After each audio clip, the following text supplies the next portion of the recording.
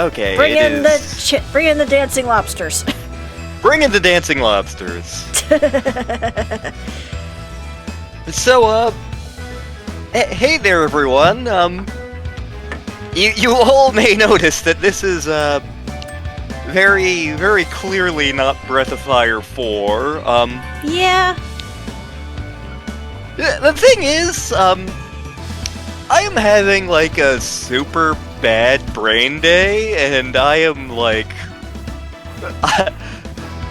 I am not doing well. So, Yeah. so we're gonna do something a little more lighthearted that doesn't require me to actually know things. In fact, the game we have in mind that we're gonna be playing tonight, as sort of a filler. Yep. I haven't actually ever played this one aside from the demo in. Was it in Crash Warped? There was the hidden demo for Spyro 2? I believe it was actually the Spyro 1 demo, from what I remember. Okay, yeah, you might be right.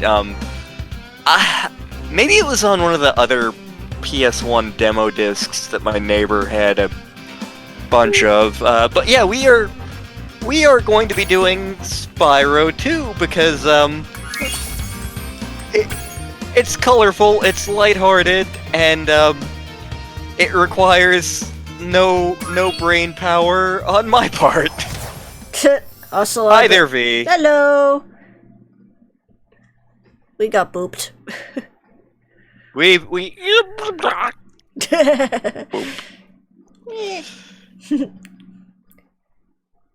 And I do have things set up in such a way that I actually can see the chat. My browser is not cooperating, but Is this rain ever gonna stop? I've forgotten what the sun looks like. We should go on vacation. Somewhere warm. Somewhere sunny. Dragon Shores, yeah! I haven't been there since we kicked Nasty Nork's butt. How about it, Sparks? You up for a vacation at the beach? Last one there's a Nork!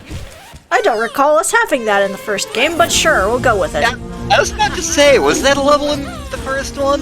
No. Okay. It just got made up for this game. Is it working? Meanwhile... Almost. Just a few more adjustments to these orbs and... Maybe this isn't such a good idea. Bringing a dragon here could just make Ripto more angry. Calm down, Hunter, and stop fidgeting. But you saw the professor's book. Hunter is currently where my brain is about right now. Like, I legit can't hold my hand steady today. But I don't think you're breathing in my face, so it's okay. I am not. Exactly the point. A dragon is our only Also, chance as I of checked, stopping I am Ripto. not a You know fawn it. with a grass dress. It's working! Nope, because you're a Durgan. Yeah.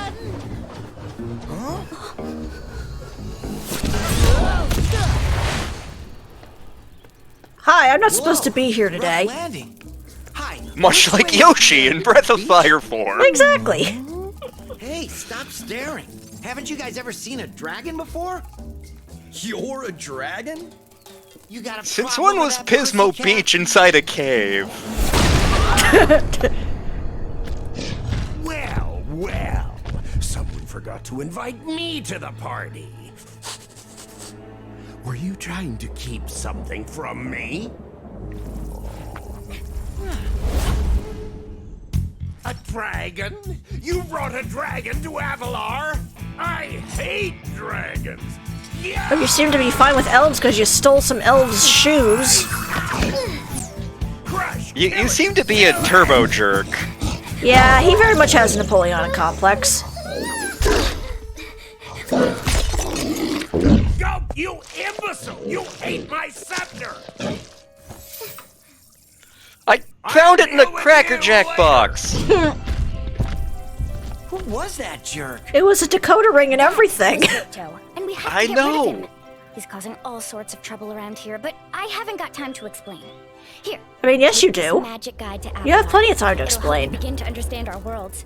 Right now? Oh, I here's a follow Ripto here's a and see book his of stuff you need to and we live in read. Summer Forest, okay? You didn't tell me we were Hey, playing wait a minute. Riven. How do we get ourselves into these messes, pal? Just lucky, I guess. If we ever do Riven, I am going to need a guide because I do not remember the puzzles for that game. That is fair. But here's our first world, Glimmer. The habits of this area? Hi, Spyro. Talking rats. Welcome to Glimmer. Unfortunately for us, a mob of lizards just showed up and started stealing all of our Wow, gems. frame rate. Can you stop them? Yeah, it's a little bit on my end too. Which actually reminds me I should probably lower the sound a little bit so I can hear Lantern better. There we go. So yeah, as you can tell, basically the same kind of movement as in Spyro 1. We run, we charge, we flame. And we got lizards. Lizard. Whoops, I missed. Now, We have mining lizards. yes. Also, as you can notice, we are not getting gems from killing the enemies as we did in Spyro 1. We're getting some kind of special little orbs. What are those used for?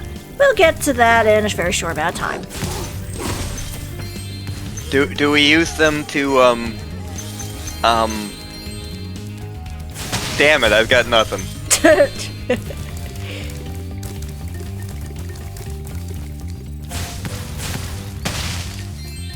But yeah, this... Like, it... I know I've commented on this back when we were doing Spyro 1, but, like, this definitely feels like it's trying to have more active characters than, the first Spyro game did. Sort of, trying to draw a little bit more on the Crash Bandicoot model with the more memorable characters. Yeah. Your mileage may vary on how well they succeeded in this game. I never super got into Spyro, so I'm honestly not sure how many of these guys stuck around, but Actually, like, a few of them actually do make it up into Spyro 3, particularly Hunter the Cheetah. yeah. And the fairy Zoe, which we'll talk to in a bit. But in terms of fodder, now we have ladybugs. Nom. Nom. Yeah, like, I feel like Ratchet and Clank, which was Insomniac's... one of Insomniac's big things for the, PS2, and then later the PS3. Yeah. Hi, It very much I'm felt... a friend of Alora's, and she asked me to help you out. Whenever you find me, I'll remember your progress. Like, Ah! that zap means that if you get into Ow. trouble, I'll return you to this place. See you around. I can't remember my prom now! Oh no! Wait, I didn't go to prom, it's fine. But yeah, Ratchet and Clank wound up feeling a lot like, Spyro level design in terms of just how open it was, but with, like, Crash Bandicoot recurring character type things. I'll get to you I in a detect a minute. jerk. Just a minute. We will get to jerk in a second.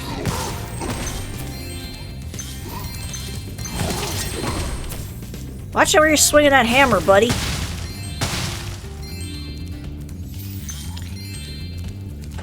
Whee! Okay. I do love how bright and colorful this game is.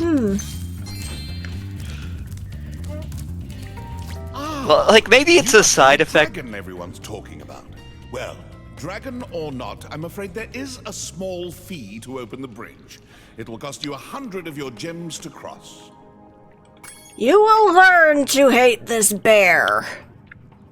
Thank you, Mr. Dragon. I already Spyro, hate him. Was it? Yeah. You can now use the bridge whenever you want, free of charge. I hope we meet again when you have even more gems.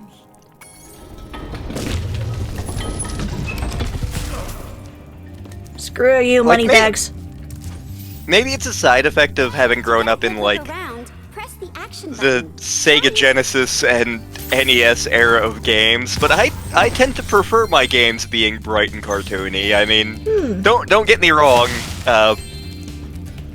Serious storytelling definitely has its place in video games. I mean, Yeah. but Thanks for helping us fight off the lizards. Please take this talisman of glimmer as a sign of our gratitude. You got twitchy. we've been given the talisman of Twitch The TV. portal next to me will take you to Summer Sweet. Forest, one of the home worlds of Avalar.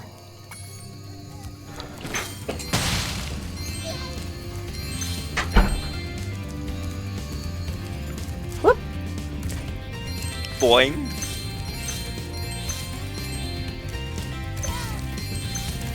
Come back here, lizard man.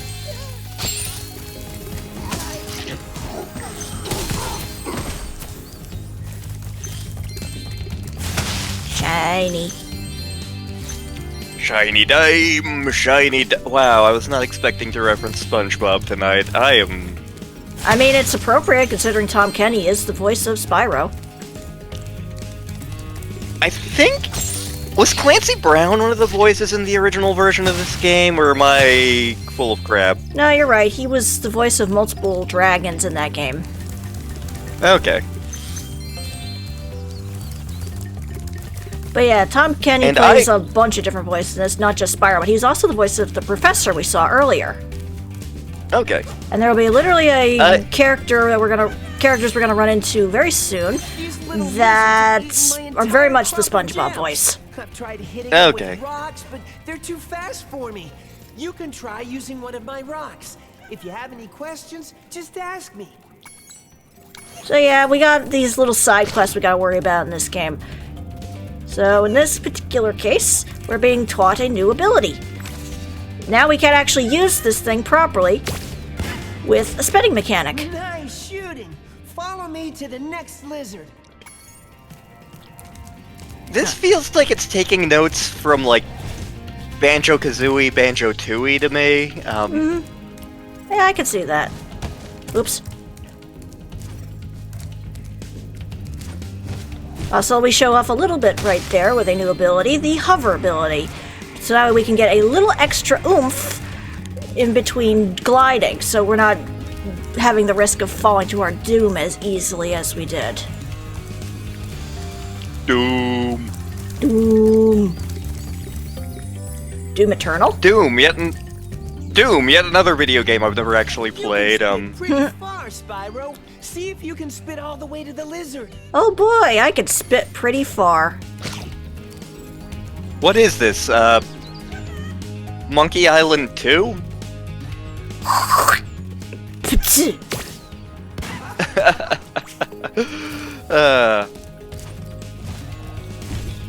Aha, I made it.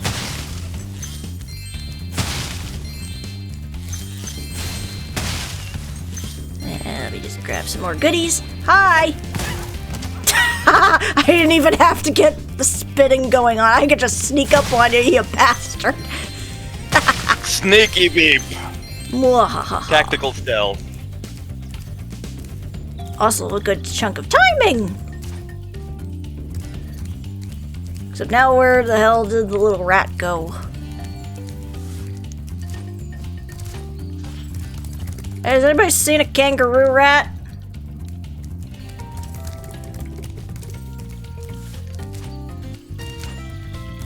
No? I mean, there's one right there, but I already talked to him. Whee! Screw you, moneybags! Screw you. How did you...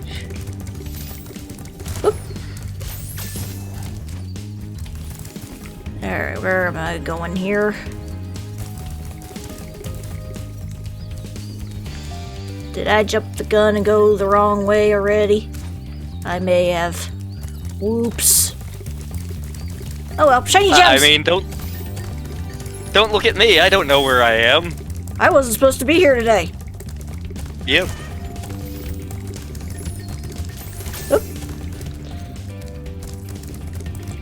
And oh, let's see. Maybe I missed him wandering about here somewheres. Hello, Mr. Mouse. Kiki, what are you doing here? Actually, considering that's proof that considering we have like all mice in this area. we have found the planet of the Kikios. Yes. Full of shinies and cheese, I guess. Yep. That reminds me of another game I should get you sometime.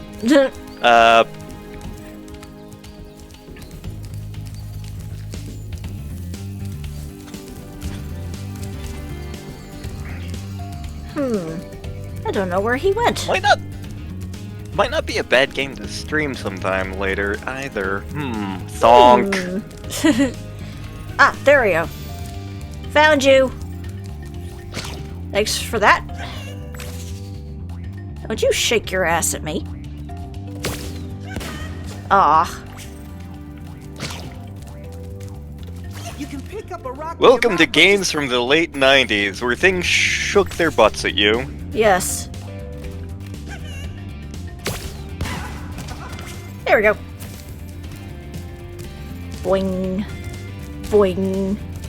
Boing. Boing. Hop faster!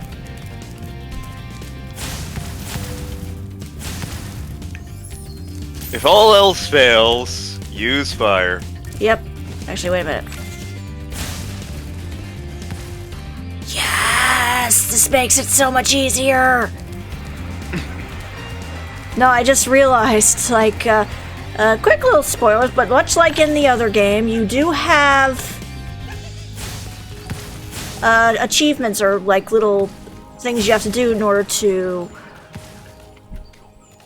get, like, the gallery and such. Turns out that that crosses over here because one of the things you get for getting all those is you get a upgraded fire ability, so I can actually aim and shoot with this. I guess it transfers over to other saves.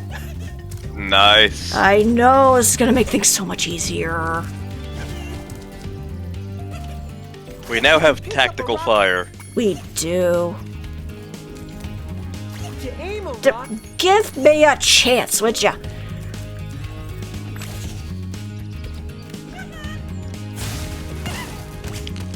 Yay! You've saved my crop of gems from the lizards. Here, take this orb. Some girl with wings dropped it here yesterday. Hey, where'd my orb go?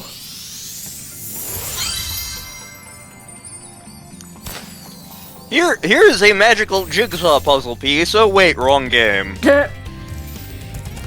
Although those will become very important later on.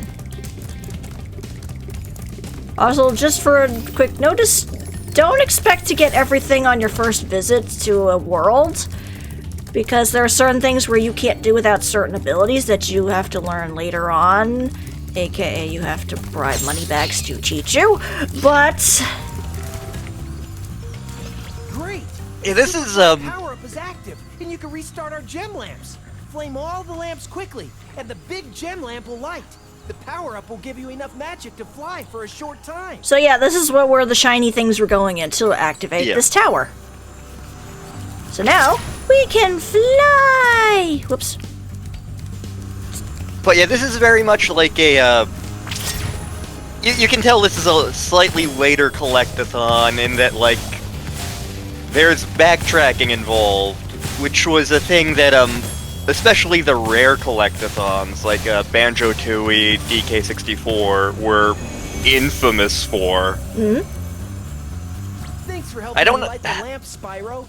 A fairy gave me this Even orb. like Crash 2 and Crash Warped to an extent had backtracking. Yeah. I've heard Crash 2 described as backtracking the game, although I know there was a glitch you could take a couple glitches you could take advantage of that would eliminate some of the backtracking.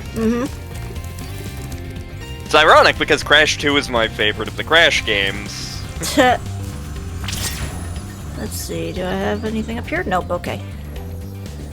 Actually, I wonder. Nope, okay.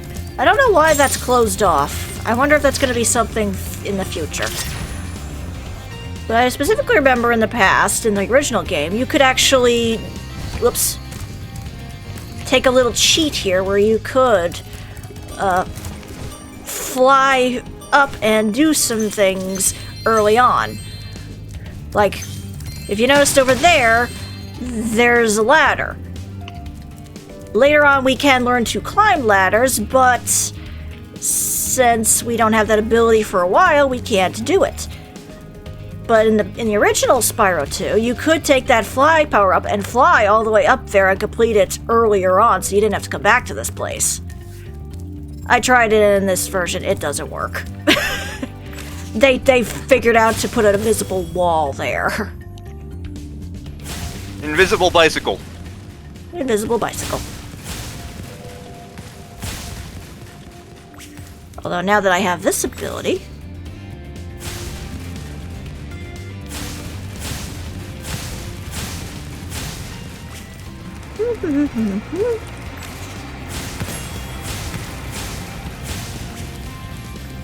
Alright, where's the last one? There you are. Woo.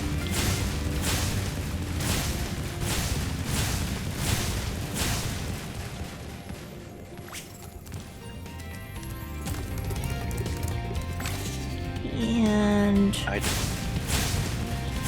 Ha-ha! Oh. Ha-ha! We have readied the Death Star. Wait. The lamp, Spyro. For a while, I was afraid we were gonna have to cancel tonight's baseball game. Here, somebody mix this orb in with the baseballs. You don't strike me as a baseball-loving type. But yeah, I guess due to this little trick, we actually got that done early. Okay. So we don't have to come back here later.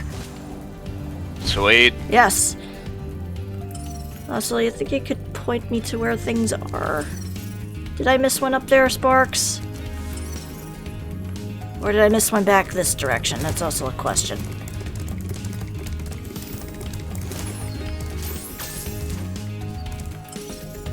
No, maybe I did. Okay, good to know. So I may have to come back here off screen later. Because I might have messed up there.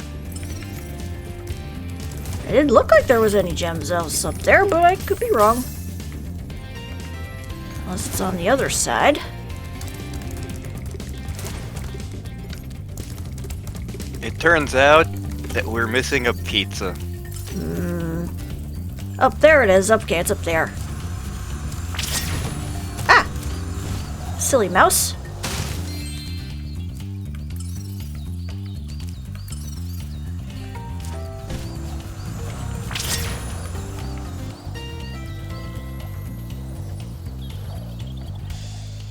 Nope, not this way. Good to know.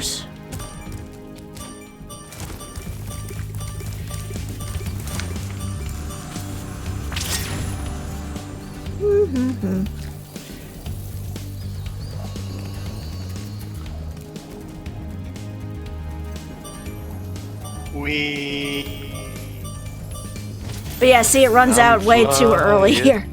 Yeah.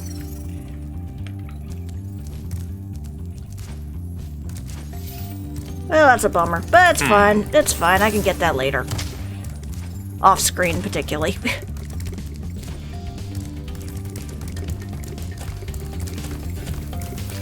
Oh wait, the exit's this way. Silly me. Exit is just a state of mind. Yes. And we are now on the Jersey Turnpike, and wait a minute. Oh, I was just missing one gem.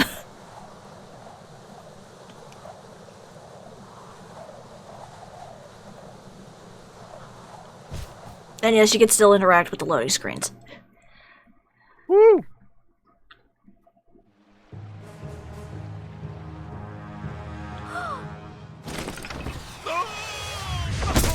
I'm okay with that. No. Oh no, but on the bright side, Moneybags got hurt. We didn't get a chance to introduce ourselves before.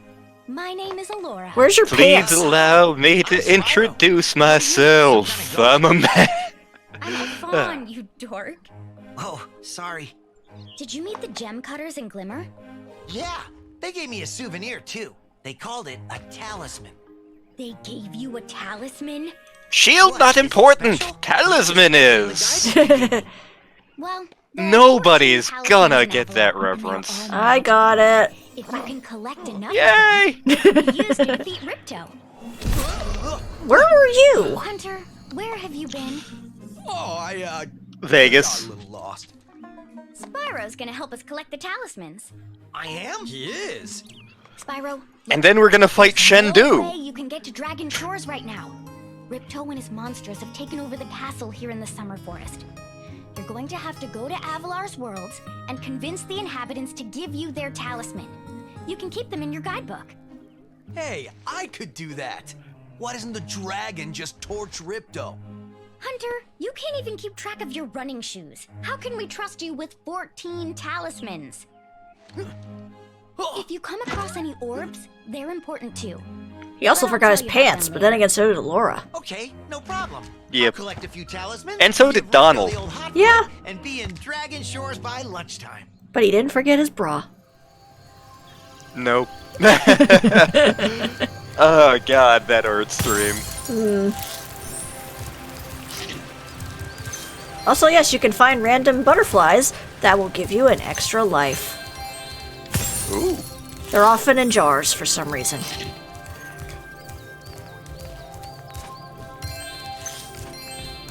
Oh, I posted the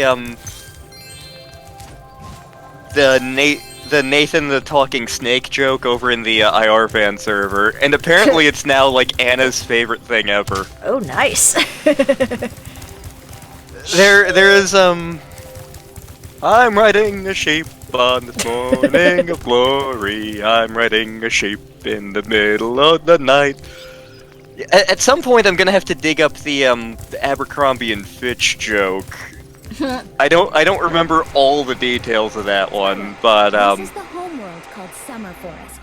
There are portals to many of the Avalar worlds around here. Unfortunately, Ripto has taken over the castle, and we need your help. Start by retrieving the talismans from each of the worlds you visit. Okay, mysterious fawn lady, who I may or may not be shipped with multiple times.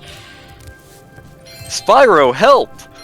I'm trying to sneak into the portals past Ripto. But the clap of my hooves keep alerting him.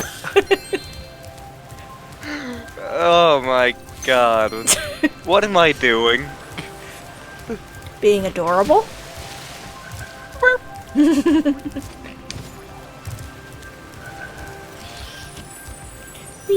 Whee! Hi, Hunter. Hey, Spyro. Ripto smashed this bridge, so I guess you'll have to glide across it. Press the jump button. I know how to glide you. See?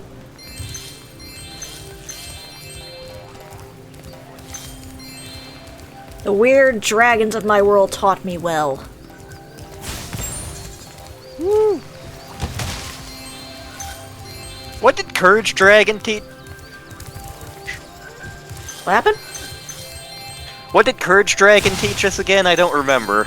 I think he taught us about Sparks the butterfly. Okay.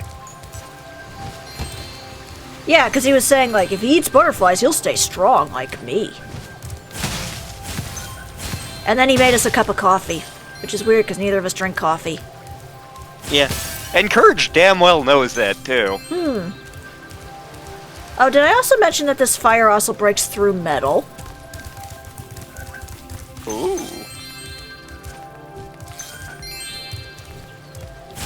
See?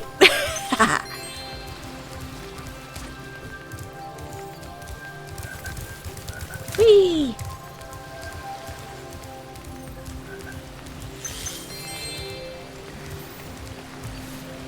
Sorry, Spyro. I'd love to teach you how to swim underwater, but not as much as I'd love to take your treasure.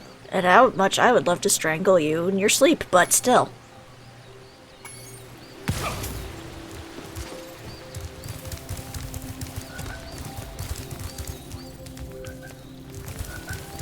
But yeah, we need at least 500 gems to learn how to swim. Because yes, now in this game, Spyro is not immune to water. He just doesn't know how to dive underwater yet. Okay. But he does know how to doggy paddle. Durgan dogs. Well, it's either that or the breaststroke, I'm not sure which. Looks like the breaststroke from here. Huh. It's even cute because he uses his wings to propel him a little bit. Yep. Whee! I suddenly vividly remember an episode of Courage the Cowardly Dog involving Durgans. Ooh. I remember the space Spyro. squid. You look like you're pretty agile. Let's try putting it to a test. The space squid See if we was can get sad. this first step. Press the jump button. And I hold it mean, a down lot again. of episodes of Courage were heart-wrenching. That show was genius. It was. Okay, not Like the bad. tree. Now to make this next jump. The you'll tree have was to- really Yes. creepy, but I Press the felt jump bad button, for then it. Press jump again at the Yeah. top of the jump to get the maximum glide distance. Nice job. But yeah, he's basically giving us a quick tutorial of how to do things. Whee! And what do we get for all this little bit of a trouble? Very good. Besides having to listen to Hunter multiple times? Wow, you're a pretty good athlete. Fried chicken. If I hadn't lost my If running only. shoes, I'd take you on for real. For now, here's an orb for your collection. You just happen to carry these around, and you don't even think to bother to just give it to us. Oh hi, we have these things that you need to advance the plot, but we're not going to give them to you even though we're telling you to find them. Video games! Yes, because literally multiple times we run into Hunter and it's like, you do this a task for me, and then we can have you can have the orb. Thanks. But we're not going to be able to get all the gems in one go here, so let's head off to Colossus. Colossus? That's one of my favorite X-Men. Yeah. Well, funnily enough, there is a character in this that may remind you of something from X-Men. Or at least some Marvel thing. There he is! Hank McCoy, is that you? Well, I was thinking the Wendigo, but yes. It's actually a Yeti. Wow, Hank McCoy is a bigger jerk than I remember him being. What the... Yeah, they can chant and levitate things. But yeah, they're trying to appease the Yeti who's trapped in their room. Hilariously, I just got through an LP of Sam and Max Hit the Road, which involves Yetis. Also, in case you couldn't tell, yeah, he accidentally fed his friend to the Yeti instead of the goat. Oops. Yep. Weirdly enough, some of these little moments you have with these characters, they can get a little dark. Around our home, but we've managed to trap him by shutting all the doors. If you talk to the other brothers, they will open the gates and guide you to him. Okay, good to know.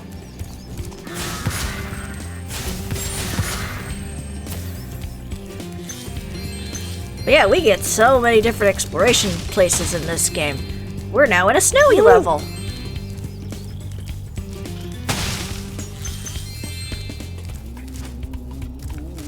By concentrating, I should be able to open this door for you. Not as entertaining though as in the original Spyro 2, because back then they were doing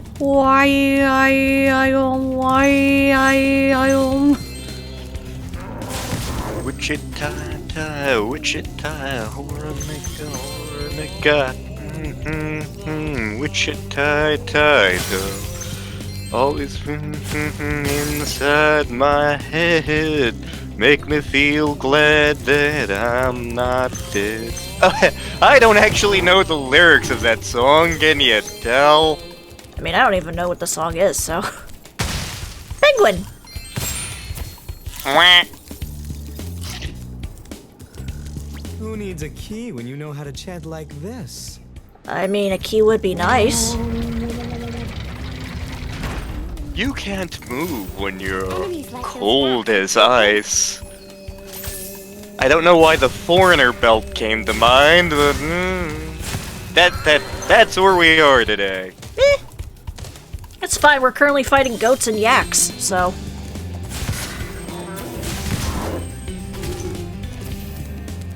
Yakety yak? Don't talk back. Josh, the yak and I weren't even on speaking Each time the terms. people leave, it Obscure will book release a spirit references. particle. The spirit Lamb, the Gospel according to Biv. I need to get you a copy of that book. Your mother will be horribly offended when I get you a copy of that book, but... Nice pictures. I always kind of hoped they were going to be references to something. No. Because this would have been an ample opportunity to have some references. But no, this is not Guacamelee. Sigh. Yeah. Look what I can do. Look what I can do!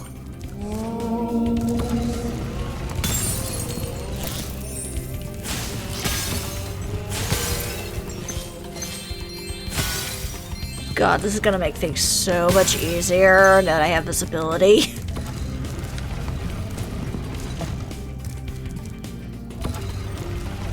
Also, if you couldn't tell by their statues, they are very fond of a particular sport.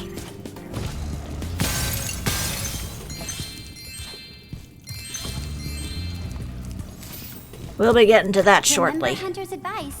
I don't want to remember Hunter's advice. Hunter annoys me.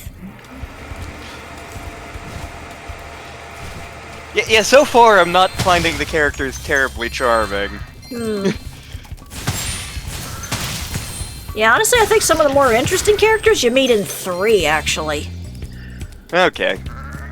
Like Sergeant Bird,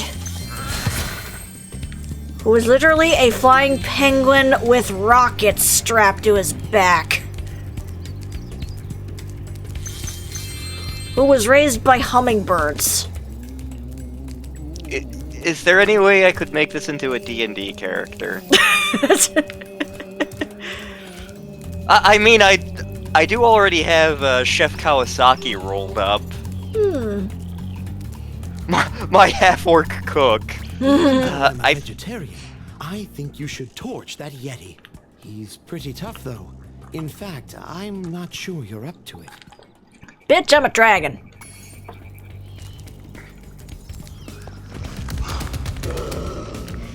Alright, boss fight time! Or not. I thought the Yeti was tougher than that. I guess he was all bark. Ruff, ruff. Anyway, I was just guarding our sacred talisman to make sure the Yeti didn't eat it. Om nom nom. I don't know why he would want you to Don't go. mess with smallback.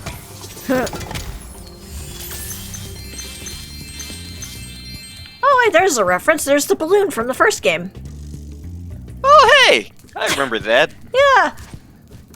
I don't remember a damn thing about the balloonist, though. Other than the fact that his head was very bounceable. Also, ice. Woo, ice physics. Yes, especially good considering I can't jump and or glide on ice. Or charge. Oh, lovely. Yes. Like, look, I'm taking my hand off the controller and I'm still moving. Woo! I actually don't necessarily mind ice physics in video games. Like, Spyro. in Mario Brothers 3, like, the ice world was actually my favorite world in the game, and the ice levels in Crash 2, I enjoyed it. He was born on Big Beaver in the borderline. Learned to play hockey by the time he was 9. His dad took the hose and froze the front yard. Little buddy dreamed he was Rocket Richard. Grew up fast and it grew up tough. dreamed of scoring goals for the Wings or Canucks. But he wasn't that good with the puck.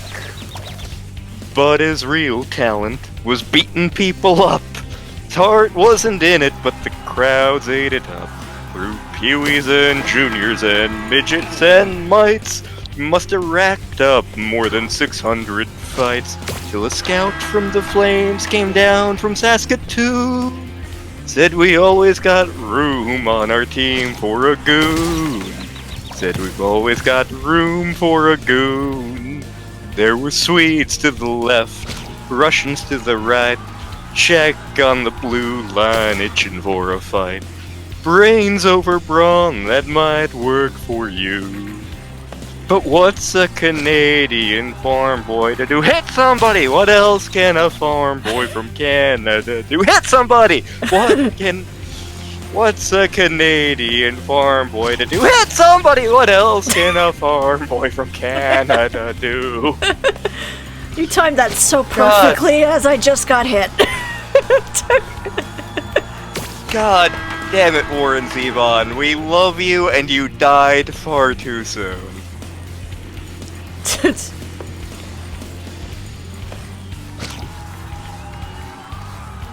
Also agreed, Viola.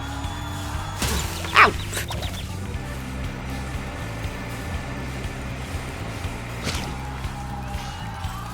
Eee! No! Ha ha ha ha! No, give me the puck. Oh, I'm not gonna have enough time to grab this one. I tried. You must focus your thoughts to see. You have Hockey was actually like the one major sport that I watched growing up. I haven't really watched it. I haven't followed professional hockey in a very, very long time, but alright, heartwarming lantern story time. So Yay! I was in about the 2nd grade. Yeah, it would have been 2nd grade, and I was in Miss Fry's 2nd grade class. Scary woman. And I was just in school one day, and all of a sudden, over the loudspeaker, Miss Fry, could you please send Lantern's real name here down to the front?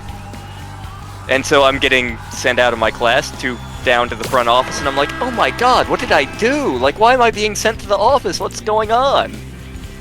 And like, as I'm going down the hall to the front of the building, I noticed that several of my friends from the other 2nd grade classes are also heading down to the front. And there's a bunch of our dads standing around. And they all look at us and they're like, everybody get into the cars. Why? What's happening? No questions, just get in. So we all hop into like our various assorted minivans and are riding, and we're very clearly not going to anybody's house because we're headed to I-95. If you live on the East Coast, you're familiar with I-95. And so we're going up I-95 north, and eventually we come to the realization that we're going to DC, which is not a short trip for us, like hour and a half depending on traffic. Basically what wound up happening was a bunch of the dads of our group of friends managed to get a bunch of tickets to a Caps game. I had never experienced anything with hockey before that, but Would you like whole crapload of us wound up going to Washington Capitals versus the Pittsburgh Penguins, and we just had a great time, and it was especially fun because my dad tended to be traveling on business a lot, so we didn't always get to do a lot of stuff with my dad. So it was just like a special thing we got to do. So like when I think of hockey, I tend to think of like good times with my dad. Aww.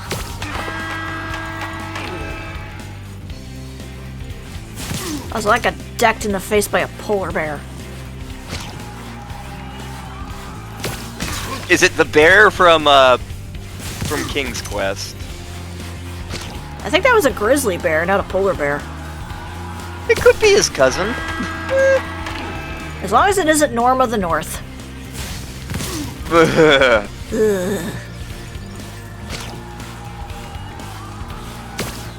My dad actually worked with one of the uncles of the New Jersey Devils hockey team. So I have a couple of J. Pandolfo autographs floating around. Ooh.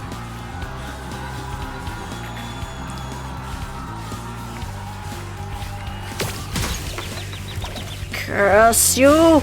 No, no, you're not getting that. No. My hockey puck. I feel this is also slightly cheating because I have it in my mouth. Nom nom. You knocked it right into the goal, you moron! Silly old bear. Winnie the Pooh, Winnie the Pooh. Tubby little cubby all stuffed with fluff.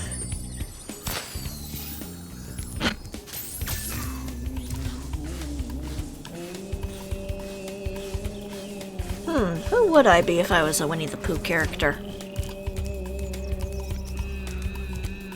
I mean, I guess the logic one would be Kanga, because I'm pretty sure she's like the only female. Boing! Hang on, I'm thinking. It's been a long time since I've done Winnie the Pooh. Let's see, there was Kanga, there was Roo, Winnie the Pooh. There's Pig- Eeyore and Piglet, and there's Owl. There's Owl. Well, most of them. Oh, I just remembered something dark involving Winnie the Pooh. Is it the one about them possibly being, like, different mental illnesses? No. Although that is, I do remember us talking about that in AP Psych or something a million years ago. But no. So in a creative writing class I took in high school, we talked about the play Raisin in the Sun, which is about an African-American family in the 60s, I think, and dealing with struggles then. And at one point, like, they move out of their crowded, crappy apartment and have successfully bought a house in a nice neighborhood. Mm-hmm. And we actually watched a movie version of this play for that class, and so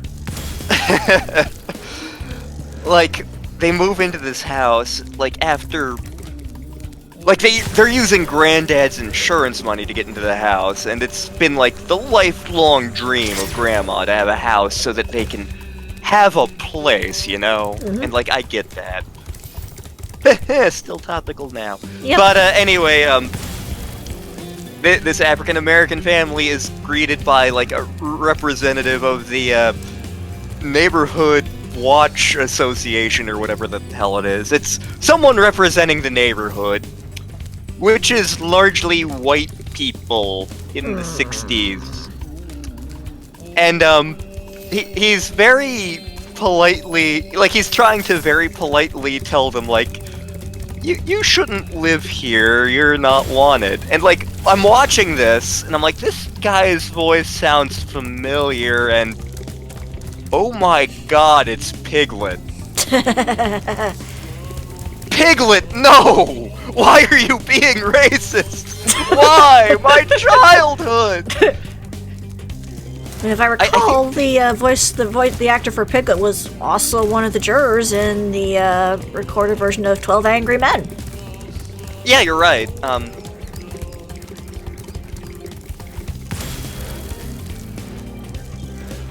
Whee! Whee! Boing! Boing! Boing. And let's see if I can hit you. Oop. Yes, I totally planned that to happen.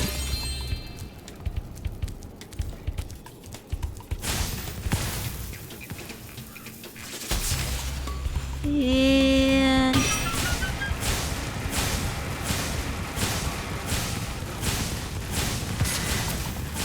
also, hello Hiya, to Courage. hello as And well hiya, as Metal. yes.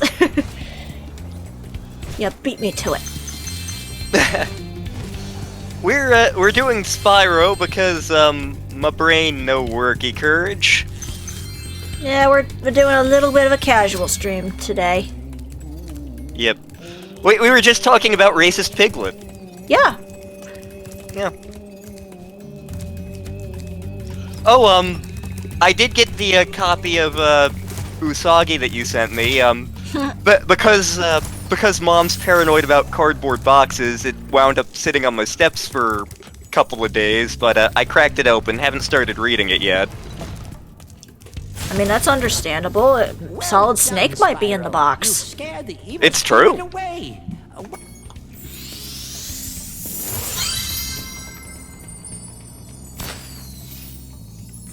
Thanks there, Professor. I'm Professor Fate! Have you ever seen The Great Race? Nope. With oh my god. Okay. Mental note, I need to check if that's on Netflix.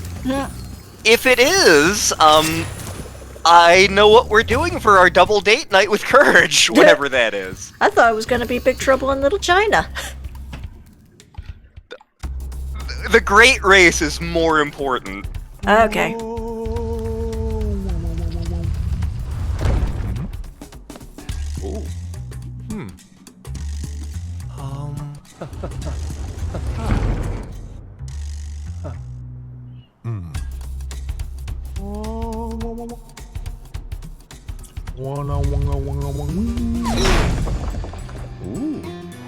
Whoops. Well, I think you're gonna have to look for a new teacher, pal. Oops.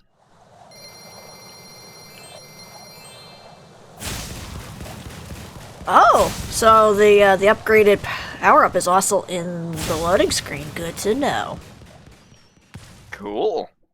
Also, Courage says it's on Amazon Prime. I don't have Amazon Prime, but I know Mom does. Hello there, Spyro. Would you like to learn to swim underwater? I suppose I could teach you for... Great. Okay. Does this mean that we're going out for frozen yogurt? You can use your left stick to move around the surface. Yes. Use the charge button to dive underwater. When you're underwater... Screw you, moneybags. I didn't need 500 for that. But yeah, now we can swim underwater.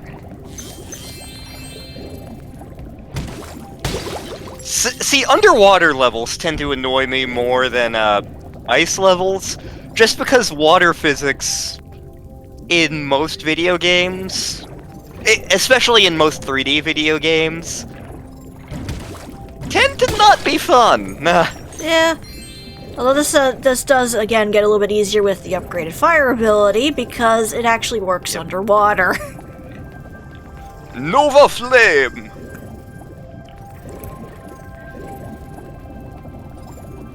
Whee! Whee! Oh my god, you're a dolphin. Actually, Echo the Dolphin was one of the numerous games I was trying to play today to try to help my brain mates, but yeah, that lasted about 2 seconds. I was like, nope, no, this ain't gonna work. I mean, to be fair, I was the nut who was playing Mega Man X all day.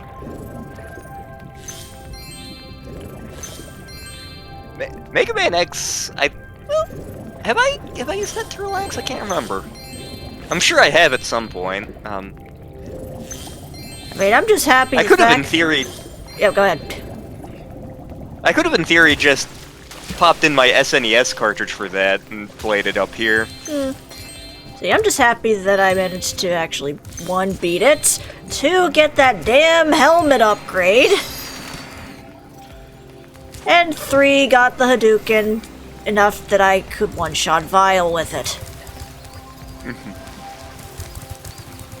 Getting the Shoryuken in X2, infinitely worse. Oh, goody! Oh, like both ways of getting So you get the Shoryuken in one of the Sigma Port levels, which means it's like at the very end of the game. It's harder to pull off the Shoryuken move itself, although I love the Shoryuken in Street Fighter. It's only like you only have it for like 2 or 3 boss fights, I'm pretty sure, and only one of those is it really useful for. And just the way of getting it is awful. Okay. You either have to do some creative use of the Crystal Snail move, along with some air dashing and fire dashing, or you have to do a ridiculous air/fire dash section with like pixel perfect precision, and it's awful. It's so painful. Whoops, didn't mean to go in this level, but it's fine. This will be a level I think Kikia will probably like, for one particular reason. Baby turtles! Oh, that was none of my guesses. That was literally 0 of my guesses. Hi, Spyro. It's a good thing you're here. If you can help shepherd those baby turtles over there to safety, I'd be mighty grateful. Tip Top, is that you? It kind of looks a little bit like the king from Wreck-It Ralph. Oh wait, now I realize that she might not like this, because one thing we gotta do to get these baby turtles going, we gotta abuse a few turtles. It's fine, they're not getting permanently damaged, it's fine. Yeah, their shells protect them. Yep. See, I thought you were going to say, like, it was the cheese mines, or there were boobs. I mean, depending on the, on where a turtle is looking, it probably could look like boobs. Hi, it's the starfish from, from one of the Charlie the Unicorn episodes. Starfish really loves you! And I love the butterfly that's inside you. Oh my.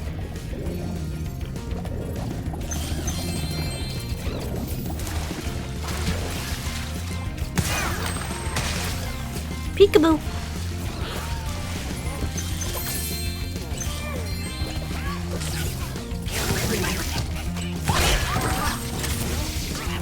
And normally you have to flame those guys twice. One to pop the tire around him, and 2 to actually kill him. But with this fire up, it all goes to pot. Wow, he went flying. God, if Microsoft ever ports Banjo-Tooie to Steam, I know the one power-up you're going to be the super secret power-up you're going to be really happy for. You mean the one with Kazooie? The one with Kazooie. Okay. Come on, good. Reminds me, I need to get the, if I played Smash more, I'd care more about this, but I need to get that, Smash DLC sometime. Whoops, wrong button. Because I care about, let's see here, well, let's see here. I guess you could say I care about 4 of the 5 characters. Because I don't care about Joker at all, because I've never played Persona. I do care about Banjo-Kazooie, I do care about, every incarnation of Potato. Sure, I care about Terry Bogard, mostly because I like being able to shout, "Busta Wolf!" The waterworkers have captured most of our baby. And, I care about Byleth. I haven't really dived into Fire Emblem Three Houses because my brain hasn't been in a good place for it, but, I care enough about that game that... Also doesn't help that it's currently on loan. Yeah. I mean, it's on loan because I'm not in a good place to play it, but, True.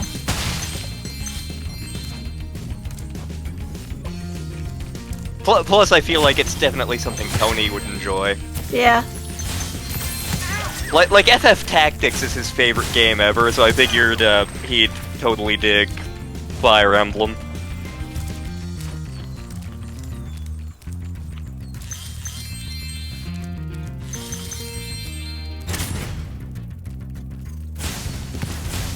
Pew!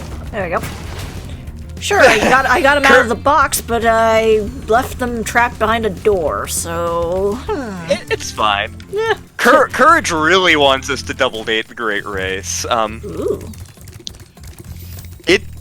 It's considered one of the greatest comedies ever made.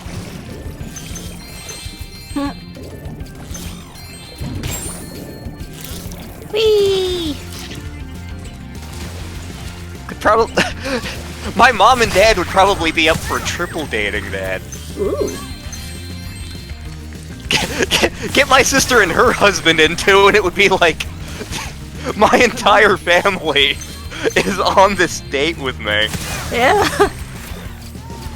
Although, that because, would mean like, your parents would have to get a Discord. That is true, and my sister would too. Yeah. Oh sure, if I press the button, you guys won't go in. No, I have to force Mr. Grumpy Turtle over here in order to do it.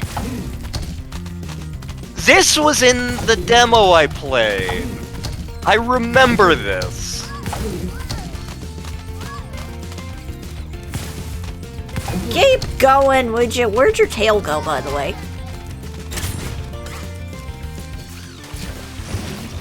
He lost his tail in the Great Ape Wars with Donkey Kong. Are you saying he's like a Saiyan? He turns into a were-turtle at the sight of a full moon? Yes. That's cool.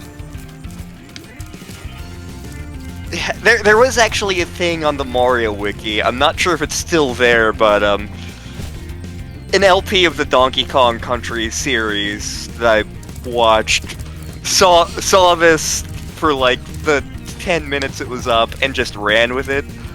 But at one point on the Mario Wiki, like, for some reason, in association with the Donkey Kong Country games, like, someone wiki-vandaled things to talk about the Great Ape Wars. So, and didn't actually explain it. So, like, the people who saw this were like, wait, is this something that was actually mentioned in, like, one of the manuals that we forgot about? Like, was there a great off-scene war between, like, the Kremlings and the apes where, like... Because, like, the one thing mentioned was, like, Funky Kong once had a tail, but he lost it in the Great Ape Wars. We have... Is there a turtle talisman in, Jackie Chan Adventures? I don't think so. I think it was all the, Chinese zodiac animals. Which one was the immortality one? The dog. Oh, yeah. I remember specifically I love because... Jack- I remember specifically because Jade had the puppy that was immortal. Because... Oh, yeah! Because they had that whole thing of, oh, the talismans were destroyed, so they got possessed by versions of the animals that they represent. Yeah, and I remember there was, like, the flying rooster that partnered with, Laser Pig. Yes. I loved Jackie Chan Adventures so much. It was such a dumb show, and I don't care, because it was amazing. Yeah.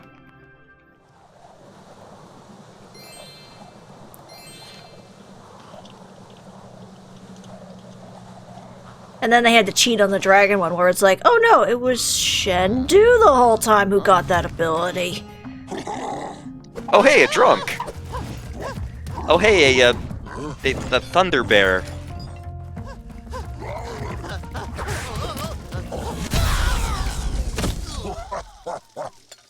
So that's what it's like being a bug in a bug zapper.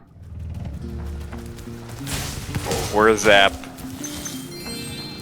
We've always had trouble with the gear grinders, But yes, that is Tom Kenny's voice right there, doing a semi SpongeBob voice. I think there's a diode around here somewhere. I'm ready. I'm ready. I want those boots. I have no idea how my SpongeBob sounds. I can do a much better Squidward, but mostly because I had a history teacher in middle school who sounded like him, and I got a lot of mileage out of that impression. That's absurd. Was your teacher a very bad clarinet player? I don't know if he played anything. He was a huge fan of George Harrison, and that was the year George Harrison died.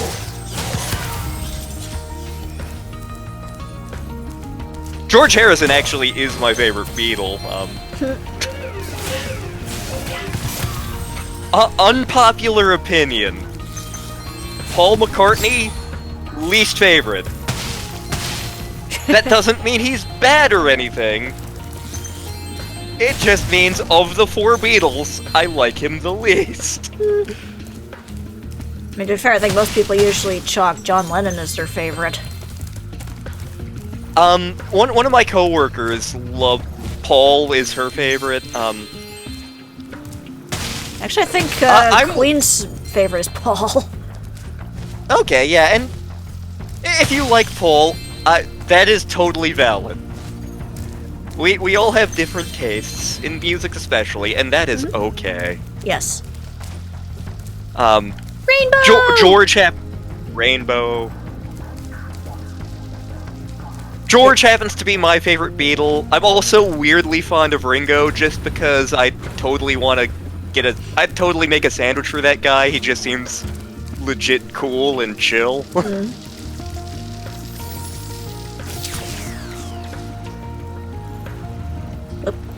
Let me just adjust something really quick. Also, no metal, I've never played any of the Animal Crossing games. Me neither. They've never really appealed to me. That said, several friends of mine are huge fans. Yeah. And, from what I understand, the new game is great, and, I hope all those Animal Crossing fans out there are enjoying it. Is it time for me to make this rant? Because I know I've done this rant to you in a call at least once. Which rant is it? I want every video game to be good. Oh, yes, basically. That one. Okay. So, we all of us video game folks, we all like different video games. We all like different things about video games. And you know what? That's great. That's fantastic. And some of us may like certain franchises and not like others. And again, that's also fine. Because again, the industry is big enough for all of us. So like, for everybody out there who enjoys video games, like, even if I don't particularly enjoy the series you're fond of,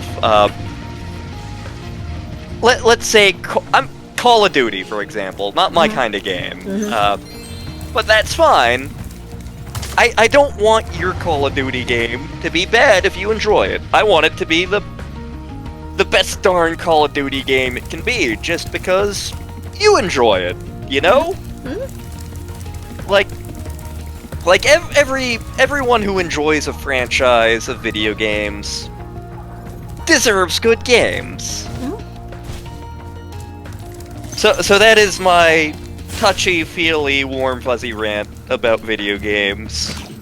I'm JKLantern. This has been my TED Talk.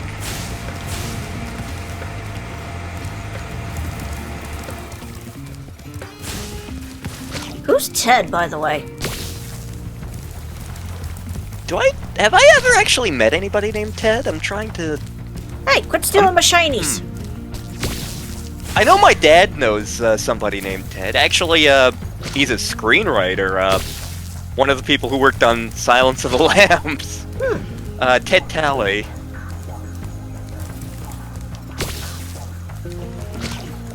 One of my favorite characters in Scrubs is named Ted. Also in the upcoming highlights video, which should be up probably tomorrow, you did mention Ted Danson. Oh yeah, Ted Danson. He's great. I like Ted Danson. I like Cheers. I still need to watch The Good Place. I loved Becker. Possibly because I'm a slightly terrible person, but I loved Becker nonetheless. But at least you weren't the Oscar. Oh my god.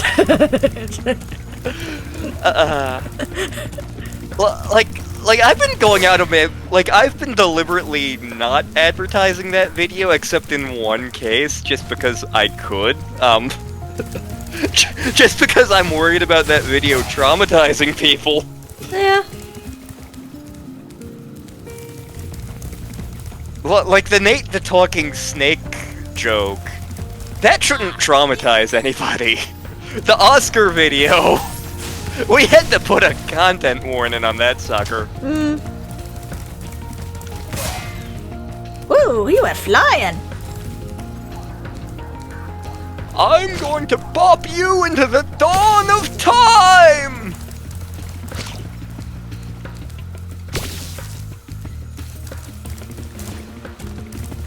I see you. I see you. I see you.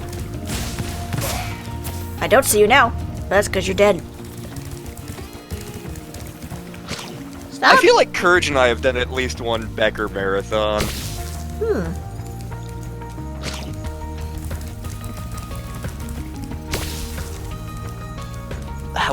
You and I still need to watch more Next Gen. The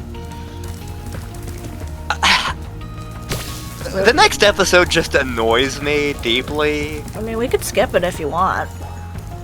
We could. There is precisely one scene I'd enjoy you seeing, and it's right at the very beginning. Just because it sets up a joke that they take advantage of in All Good Things, which you have seen. It's a thing involving Chief O'Brien, who is possibly my favorite Star Trek character ever.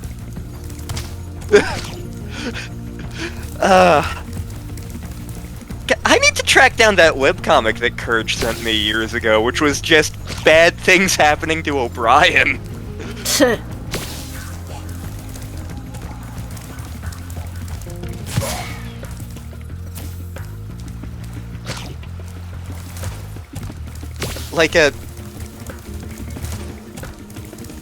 Chief O'Brien was a minor recurring character on Next Generation. You know how Geordi's the chief engineer? Yep. O'Brien is just like one of the people in his department. He's possibly the only enlisted man in Starfleet. Like his actual rank is Chief Petty Officer, but like enlisted people never come up in Star Trek for some reason. And most of the time he's like the transporter guy, but in random episodes of Next Gen they have him do other stuff. And when Deep Space Nine came out, he gets transferred over to there, and he's basically in charge of running every engineering thing ever over there. The only reason anything works on Deep Space Nine is because Chief O'Brien works really, really ridiculously hard. This does sound like you. So like, the space station in Deep Space Nine is basically Bajoran, Cardassian, and Federation technology MacGyvered together, and the only person who knows how any of it works is Chief O'Brien. Thank you, Spyro. I found this shiny thing mixed up with our lightning stones. Please, take it as a reward.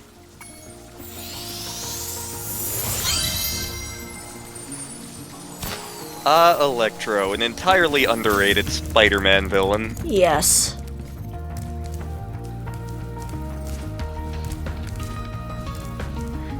You know you failed when you're not getting as much attention as the guy with the fishbowl on his head. Mysterio is great, and I will die on this hill. I think Mysterio is either Courage's favorite or second favorite Spider-Man villain.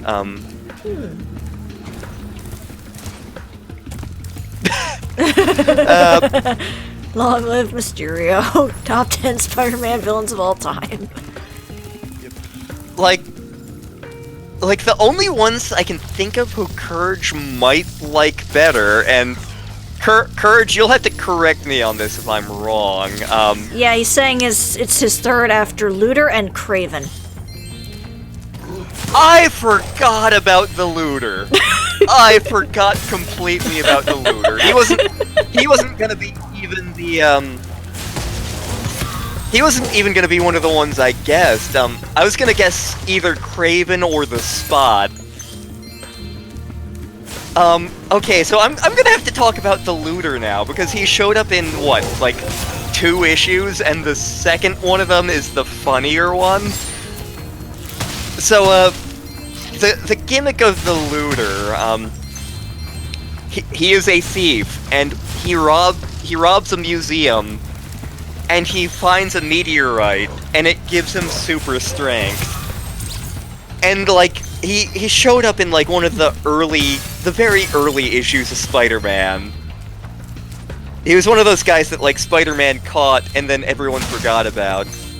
So sometime in, like, the 90s, early 2000s, they did, like, a second Looter issue, or, like, a reimagining of the Looter or something. And so, like, again, it was a thing where, like, there's a whole bunch of other Spider-Man's personal life stuff going on in that issue. And, like, the Looter was the B-plot. It's like, oh, there's this guy breaking into museums and stealing, like, shiny rocks. And so Spider-Man finally encounters this guy, and... Oh, I am the Looter! This meteorite has given me fantastic powers! Spider-Man beats him up and webs him up for the cops. At which point, Nick Fury and all of S.H.I.E.L.D. show up. Thank you for capturing this guy, Spider-Man. He's a terrible danger because those meteorites are going to give him fantastic superpowers. Wait, holy crap, he was serious about that?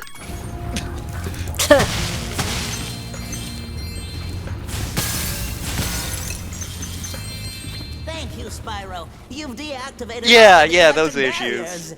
We've been guarding this talisman from the gear. Yeah, grinders. I forgot Please, completely take it as about a the reward. Looter's existence. Until Courage mentioned him. Spider-Man has, So there are a couple of superheroes with very colorful villain galleries. Spider-Man is possibly my favorite. Just how memorable they are. Like, I know everybody loves the Batman villain gallery. They're great, but I like Spider-Man's better. I quite possibly like the Flash's better too.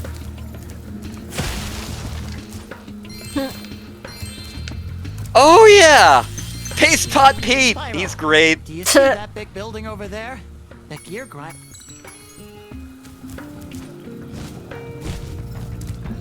Like Spider-Man has several, like, really cool A-list villains, and then he has a bunch of, like, crappy Z-listers who are fantastic. Like, the Paste Pot Pete, he was originally a guy who, like, invented this fantastic glue stuff. And so, like, he was a recurring villain for, Spider-Man and the Human Torch. He attempted to reinvent himself as the Trapster. And, like, as the Trapster, he's slightly more badass, but, like, whenever, like, any member of the Fantastic Four or Spider-Man meet him, oh hey, it's Paste Pot Pete! God damn it, I'm the Trapster!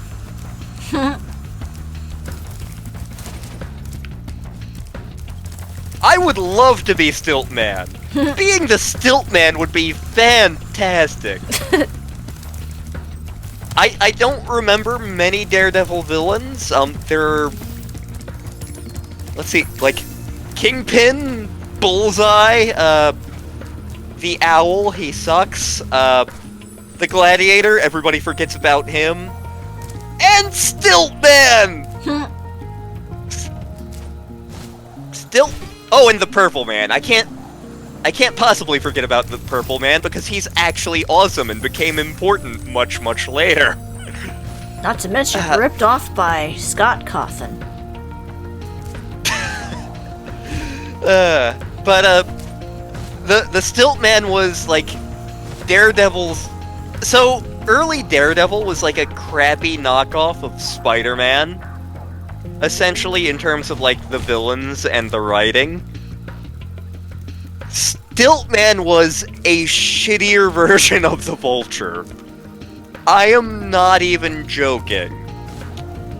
In the very first issue of Spider-Man that the Vulture showed up in, which I think may have been Spider-Man 1, like, the Vulture's entire gimmick was, aha, I am going to rob these banks and these jewelers.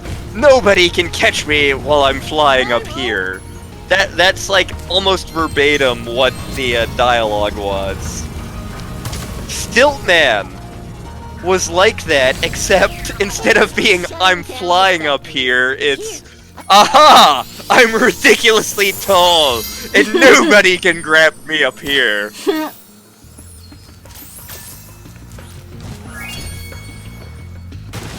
Oops. Ninjas! Yes, ninjas were a thing in Daredevil. What? Courage, I would totally be Stiltman. I would be Stiltman with a goddamn smile on my face. At the very least, you'll be too tall for the kids to try and beat you up. Yes! Are there more badass villains I could be out there? Sure! But I would love to be Stiltman!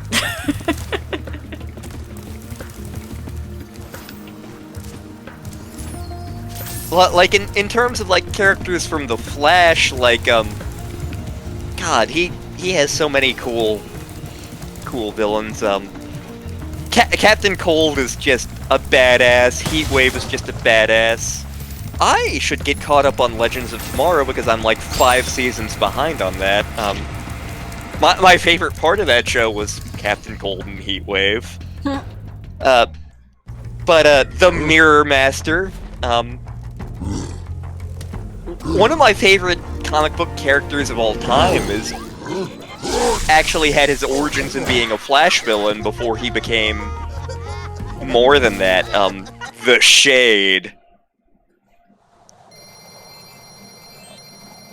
Like, the Shade was originally a really classy-looking World War II era Flash villain.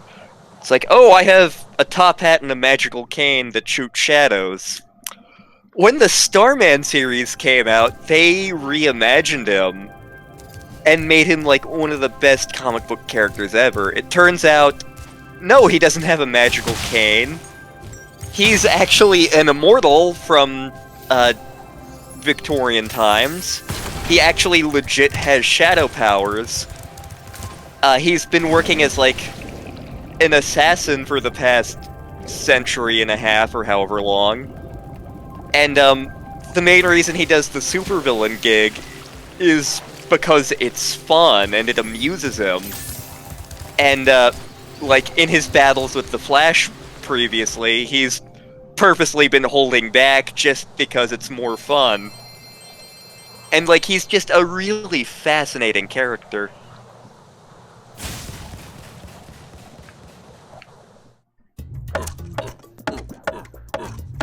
Also, the Mole Man is the American dream. Oh god, it's the Tiki guys from, Donkey Kong Country Returns.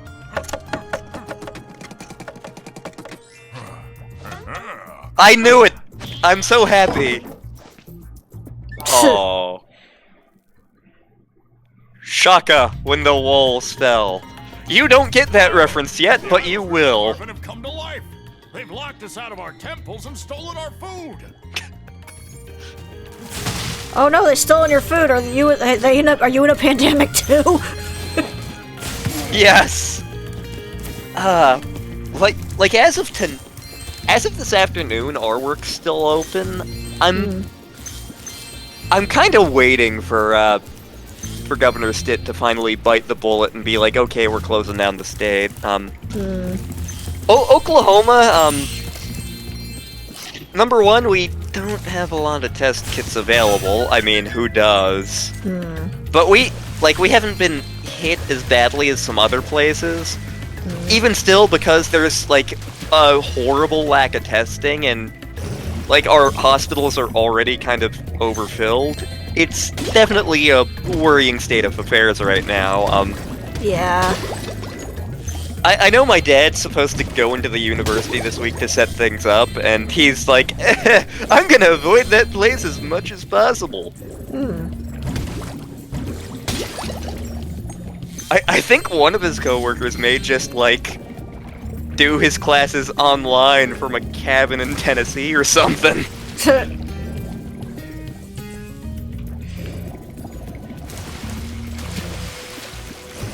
But, yeah. Just a reminder to everybody, be safe. Yes. Like, I know things are tense out there right now. I know you all are getting a bad case of cabin fever. I don't blame ya. But even still, just be safe. Things are rough right now. They're gonna be rough for a while longer, but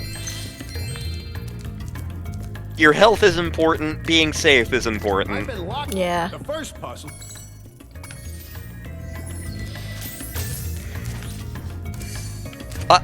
Oh, it's one of these kinds of puzzles. Yep. I was always terrible at these. Like, I know there's an easy algorithm for figuring any of these out, and I'm universally bad at them. I know in, God, what was that room escape game? Mystery of Time and Space, I think it was? There's a giant one of these, and, like, it's set up in such a way where, like, if you get everything but the last row the color, the last row automatically just turns the color because the game takes pity on you. That was one of the cooler giant room escape games that I played back in the mid-2000s. The only thing that was possibly cooler... The only two series that were possibly cooler were, like, the Submachine series, because I have a huge boner for Myst, and it's very much like that. And then there was a parody room escape one where, like, there are all these puzzles around, but, like, you don't have to actually do them because you just build a Dragon Ball powered crossbow and blow the door open.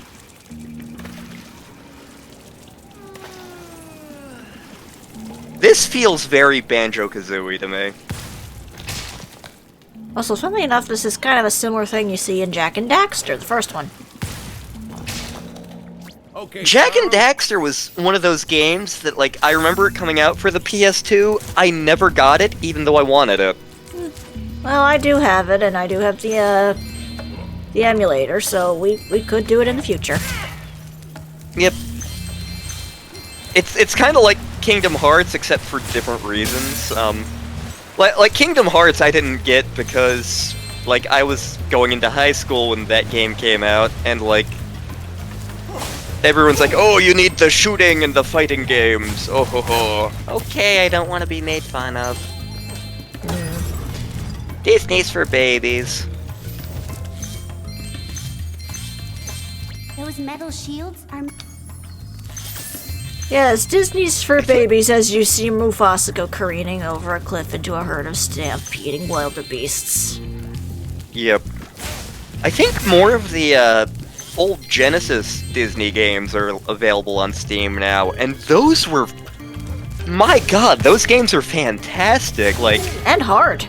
Like, Yeah, like the Look- Aladdin game for the Genesis is gorgeous and it's fun, but holy crap, it's difficult. Yeah.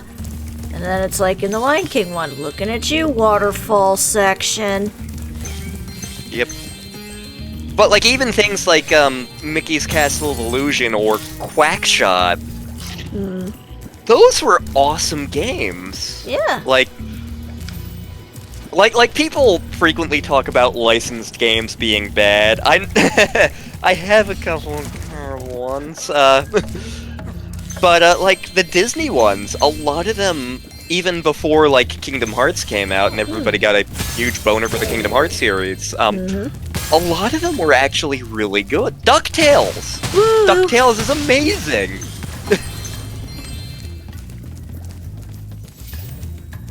To aim the camera left or right. Spider-Man X-Men was terrible, though. Although the PlayStation Spider-Man games were fun. Weren't great, but they Oh were yeah. fun. Oh, you turn on What If mode and the game becomes even better. God, I love the Spider-Man movie game. I didn't like as much, although I did love being able to play as the Green Goblin. Much as I'm not a fan of Norman Osborn in the comics generally, I did enjoy movie Norman Osborn, and I enjoy movie Goblin in general. The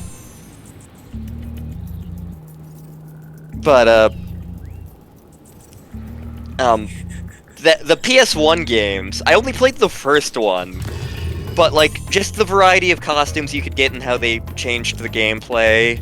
What If mode. The gameplay was fun, the dialogue was priceless. Stan Lee coming in to narrate just took me back to my childhood because there were a whole bunch of Marvel cartoons on in the early 90s where Marvel co-creator Stan Lee here would come in and give an intro and I still miss him. yeah, so do I. Like, I hear a lot of people talk about, like,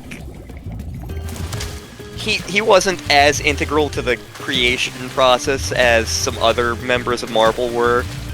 Like, Jack Kirby and Steve Ditko definitely were a bigger part of, like, the writing than they got credit for, and they did the art, but Stan Lee, like, he could sell you on the Marvel dream and the Marvel universe, and like he was so big in making Marvel feel accessible.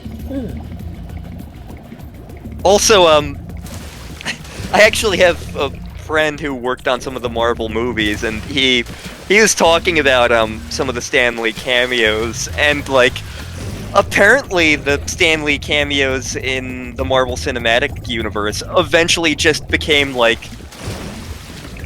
a one-upmanship challenge between the various writing staffs, and like the big movie he worked on, or one of the big movies he worked on, was the Ant-Man franchise, and they were very proud of the Ant-Man and the Wasp cameo because it's sort of a multiple entendre. Like it's a meta joke. I think that's the one where, yeah, that has to be the one where that happened. Stan Lee is going to his car and Ant-Man or the Wasp hit it with a Pym particle thing and it just shrinks in front of him. Stan Lee looks at it. Well, I had a great time in the 60s, but I'm paying for it today! and like... Discord? Discord? Discord. Discord? Oh, no. Okay, am I still here? Yes. And this is me explaining the joke a little bit, and I know you never explained the joke, but, like... On one hand, it's a joke about he's old and probably did drugs in the 60s. But also, when was Stan Lee really active creating stuff? Including, like, Ant-Man? In the 60s?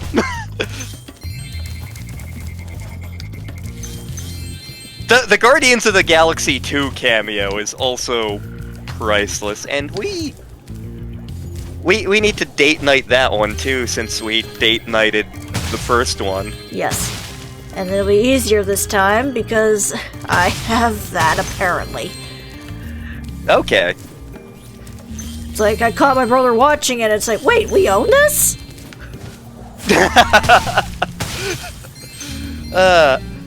Like, my parents will be like that sometimes. It's like, we should see if something's on Netflix. I have a copy right there. Wait, what? Yeah.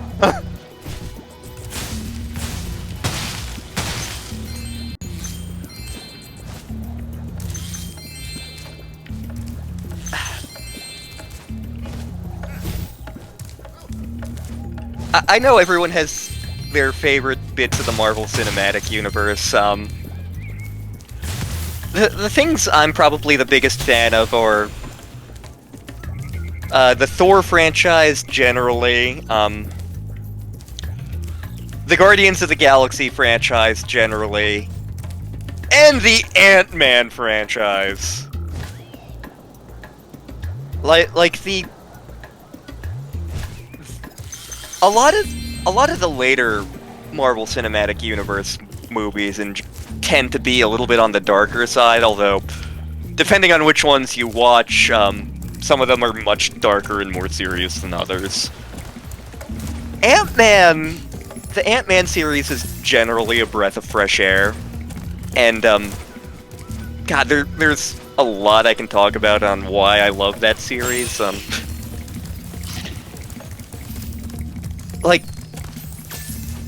Like to me, in the movies anyway, Ant-Man is like one of the greatest examples of like anybody can be a hero in the right circumstances. Cause like Iron Man, oh, he's a genius billionaire playboy. The Hulk, he's a genius. Not everybody's a genius. Even like Marvel Spider-Man, he's genius level intellect.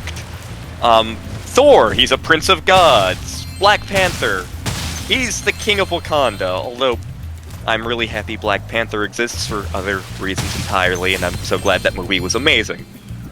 Ant-Man, what's Ant-Man? He's a guy with a master's in electrical engineering. He's an ex-con, he's divorced. He's not dumb, he's not a genius, he's screwed up his life. And he makes mistakes. But he still goes out there and tries to save people and do the right thing. And that's kind of what it is to be a hero, being brave in the face of adversity.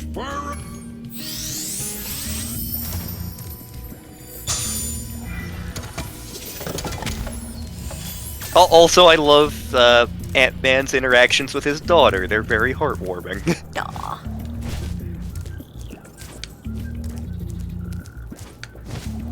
Whee.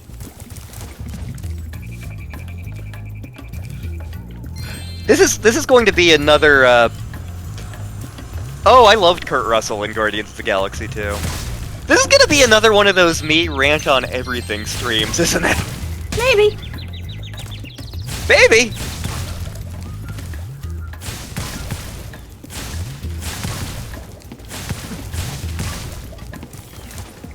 Like, and like Black Panther is, Black Panther's a great movie. It's not tiki. In the tiki room. The hula girl's ring dance blew up that idol like a Roman candle. Now I can pursue Oh, hey, it's a the Psyduck. career I've No dreamed one- of. No one's gonna This get that orb, joke. It could help you go places. It's dangerous to go alone take this. Not sure if this will be much useful as a sword, but okay. Not gonna lie, kinda want us to stream Zelda 2 at some point. We will need a guide. Also, you were very well aware that that game is heinously difficult because it's one of the 2 Zelda games you played, but Yep.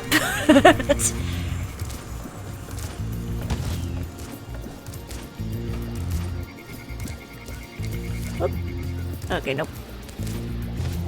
like I'm weirdly a fan of those offbeat NES sequels. Like You know, like, we got Super Mario Brothers. It was a good game. The US version of Super Mario Brothers 2 was... It had a convoluted development history, but, it's kind of considered the black sheep of the first 3, but it's my favorite, because of the weirdness.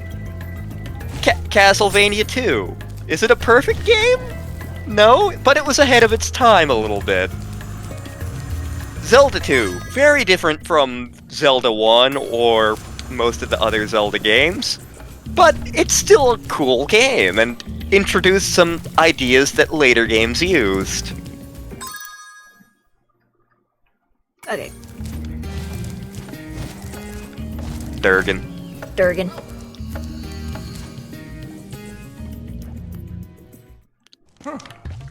That's a big-ass marshmallow.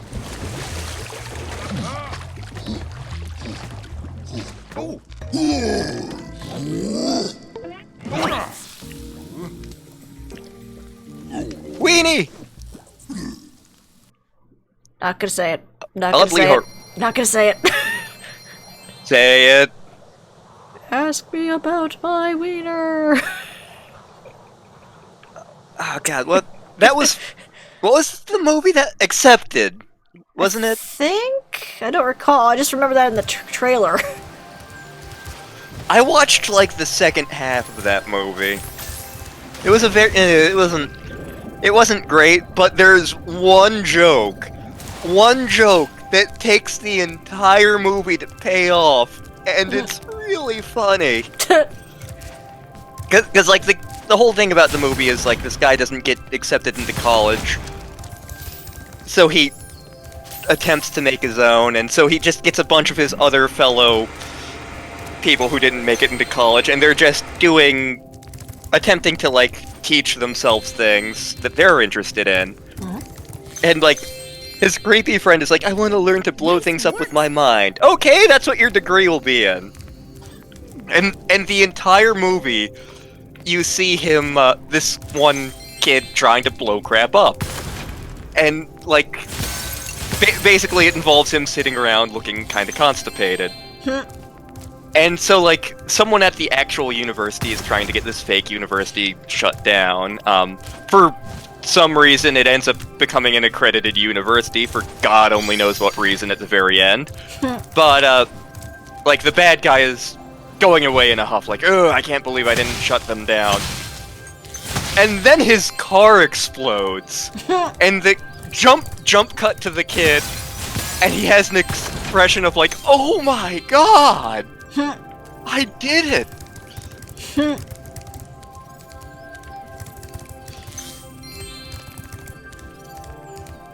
Say, Spyro, you see this wall here? Oh god, it's you. Can I smash your head into the wall? If only I had a few more gems, I might... Ah, yes. The sparkling beauty of those gems seems to have jogged my memory. Gonna bring you down to my size. Smash your head against the wall. John Entwistle, the late John Entwistle, my favorite member of the Who. Who? But please tell me you've seen that episode of Animaniacs. Yes. Okay. Well, I don't remember much of it, but I remember that joke. Who? The name of the group? Who? The band on stage? Who? That's what I'm asking you! That's what I'm telling you! And then afterwards, Yes showed up, I think. You dick. Yeah, don't taunt the seahorse. They need that to live. Is Kingdra a thing in Pokemon? Oh wait, no, I can't use Kingdra because I'm gonna be using Apple Durgan. when I finally pop open that game. Yeah. I haven't yet. I'm going to be doing that this week, Courage, don't worry. Is Courage still even here? I think so.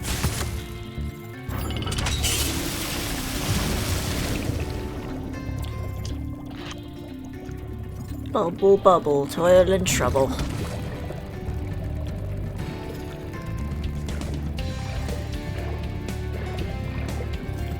I've ever actually used Kingdra in my main party, even though it's one of those ones I've always wanted to use, because trait evolutions are a pain in the ass. They are. And it's especially funny because for some reason you associate me with Kingdra. Yep. I don't know why I mean, aside from Durgan, for some reason, Kingdra is the main Pokemon I associate with you. Well, like, when I think of you, the first Pokemon to jump into mind is, in fact, Kingdra. Oh, that sheep had a helmet on.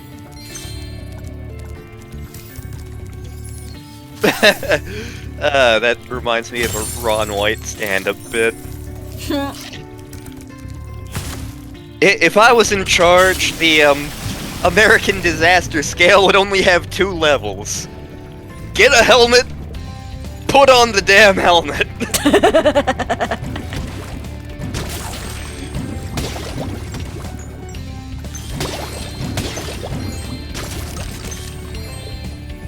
I know Ron White comes to the casinos here a lot.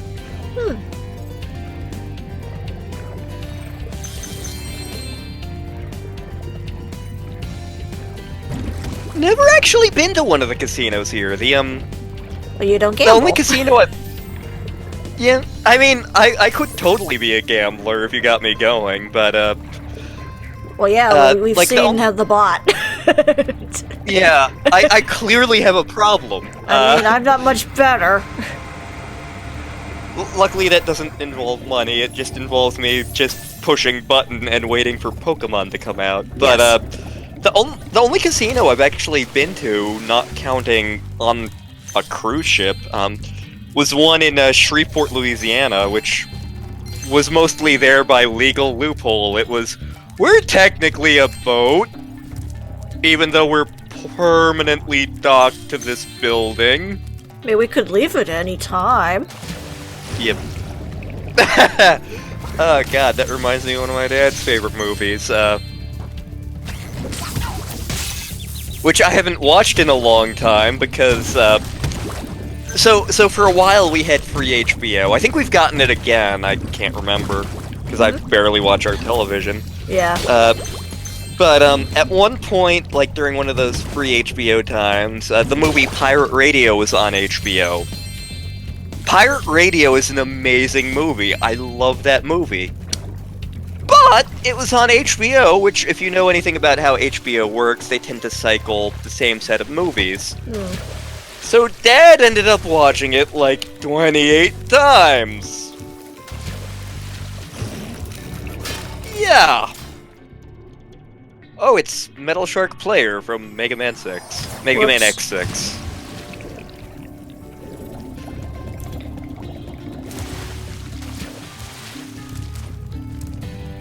They look scarier here than they did in the original.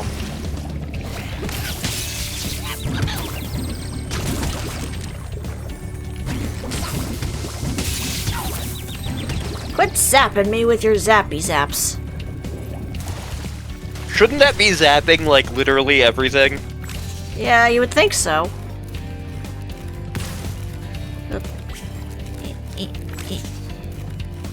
See if I can actually get you I know, guys. I know in one of the D&D sessions where we were in the underwater maze, the entire time, Ginny was like, please one of you cast a lightning spell. Haha, Moneybags, I don't have to waste my money on your submarine because I got this ability that lets me shoot the sharks! I am the submarine. But is it a yellow submarine? Is it the one my friends in high school attempted to buy on accident? I mean, it doesn't have missiles on it, that particular one, no. It just lets you get past the sharks, but it's like, I could just shoot the sharks down. I don't need your goddamn sub now, Moneybags. Saves me some money. Yep. That's a little less that doesn't go in your greedy-ass pocket. Haha! Screw you, capitalism.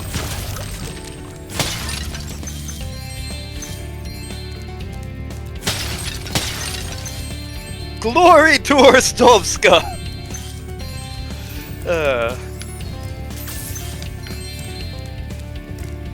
Whee! Boom. Wonder where that water's coming from. That's a good question.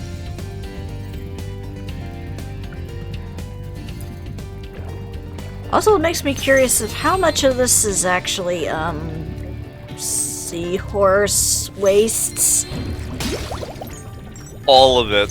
Oh, fun.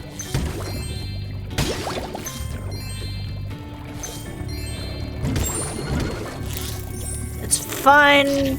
I just shot down a sheep. Aqua sheep.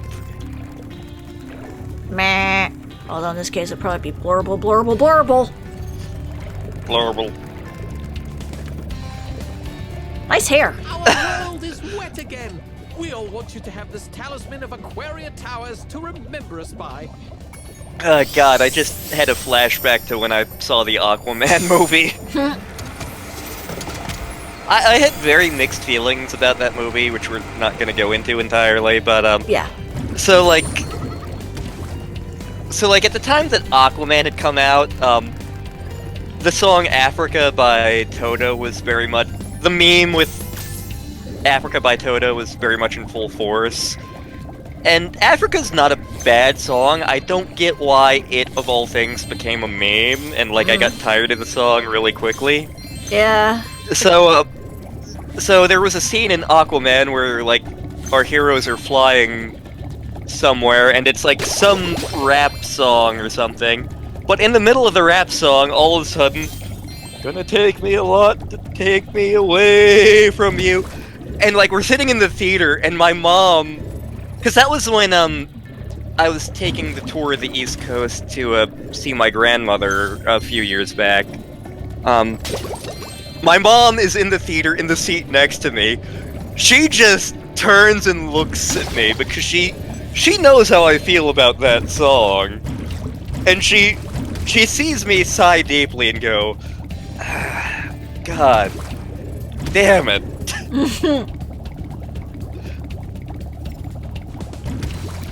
I mean, would you have preferred it to be the Rickroll? Yes.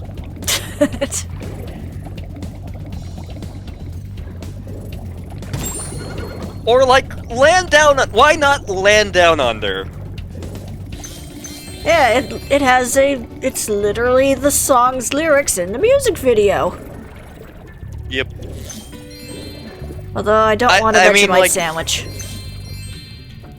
I still have my tube of Vegemite from, like, 5 years ago in the pantry. Never been opened. I don't think it goes bad ever. Probably not. Oh, at the very least we could use that as a challenge whenever I can go out to visit you. Watch us suffer eating this mysterious Australian food. Yeah. And, like, that was actually a joke birthday gift from Brit. So there's a song by Neil Gaiman's wife, actually, Amanda Palmer. It's called Vegemite, and the song is about how she hates Vegemite, and it's one of the funniest things in the history of mankind, and my friend Britt was the one who introduced me to that song, so for one of my birthdays, like, a package comes in the mail, I crack it open. It's a bunch of, like, joke gifts, one of them being a tube of Vegemite. And, like, I open the gift, and I'm, like, holding the Vegemite, and I'm laughing my ass off, and my family's like, what the hell is wrong with you? I'm like, no, you don't understand! It's really funny!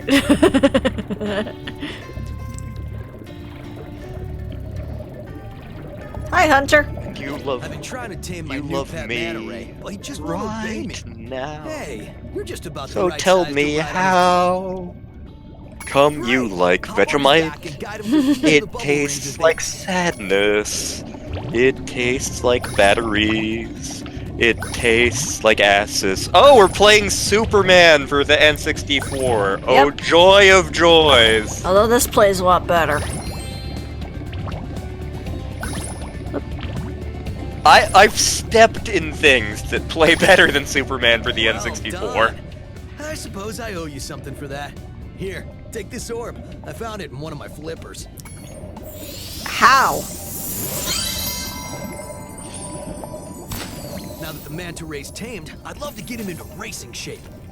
Okay. Okay, good luck. But seriously, how did you not notice you had a orb in your flipper? Have you not seen the size of those suckers?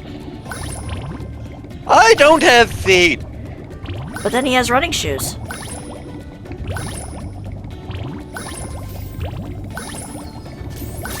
One day I was complaining that I had no shoes. And then I saw a man with no feet. So I took his shoes. He wasn't using them.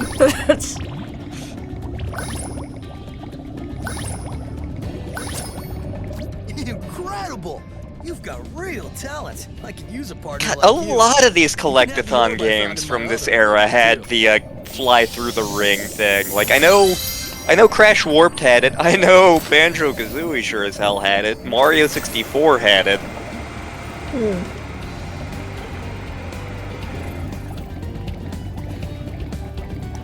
Alright, now where's the... There he is! There you are.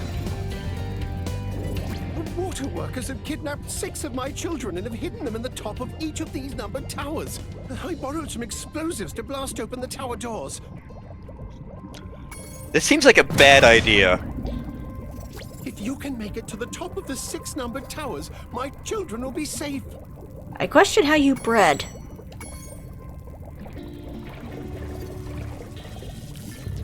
With toast.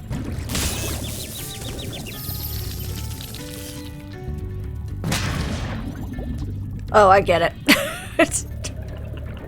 Took me a minute. Inbred puppy. Inbred cat. There are many dumb internet pictures out there, and I don't care. Yes. And puppy.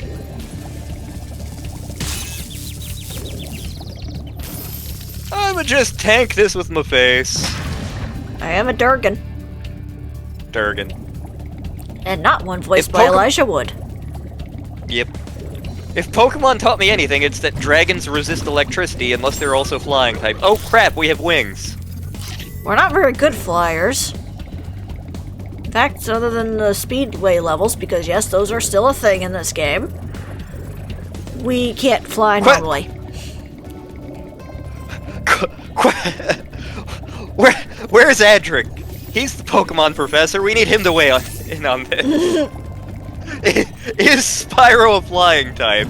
I'm tempted to ask that question in his server to see if he responds. Should I do it? I don't see why not.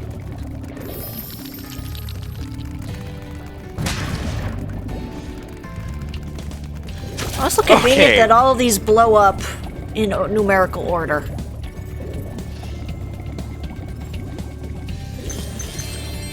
Like somebody specifically numbered all of these towers for the sole reason of, well, maybe someday our king will need to blow them up in a numeric order.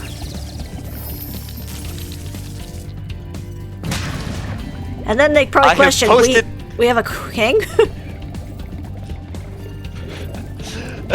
We get paid? I have posted the question in the one Adric server. Ooh. I am not sure if Adric will respond or...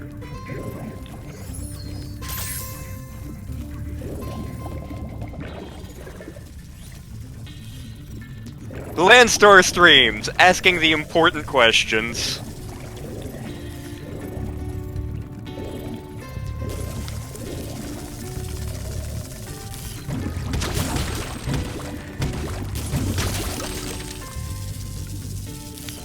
Whee! Whee! I'm trying to think of an important question now. If carrots are good for your eyes, can they dial a phone? Where does the little light in the fridge go? Hello, light. Hello, light. Hello, light. Now see, it's just a Are there little better man episodes? that's actually turning the light on and off. There are better episodes of Ed, Edd and Eddy, but that is one of my favorites. Quick, let's steal Jimmy's outline. That was hilarious. Okay.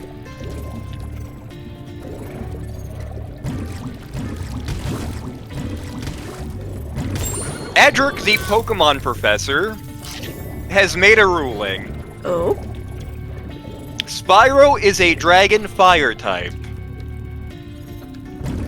That makes sense.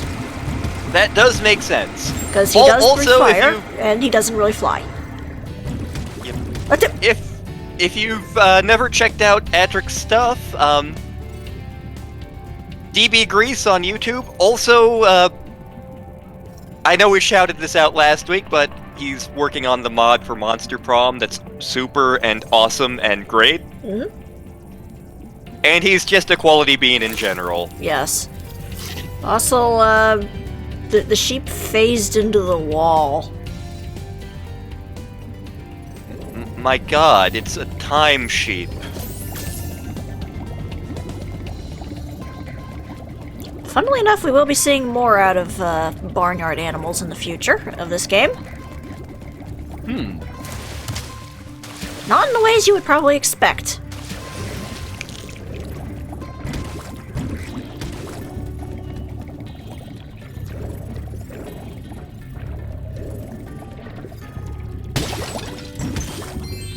I almost forgot you, my little shiny beauties.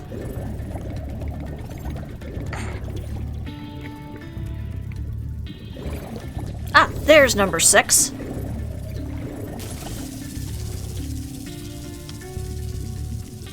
And that reminded me of a thing from Darkwing Duck of all things. I am the terror that flaps in the night. Did it! I am the telemarketer that wakes you up at 3 a.m. And you will suffer for that greatly. Oh, I forgot some more shinies up here. We have Disney Plus. I could totally binge on some DuckTales. Woo! Which Darkwing Duck is now in. Yes, and then coming up in the new one, there's going to be a bunch of other characters. Like Goofy's gonna be in it, Chip and Dale Rescue Rangers. Goofy!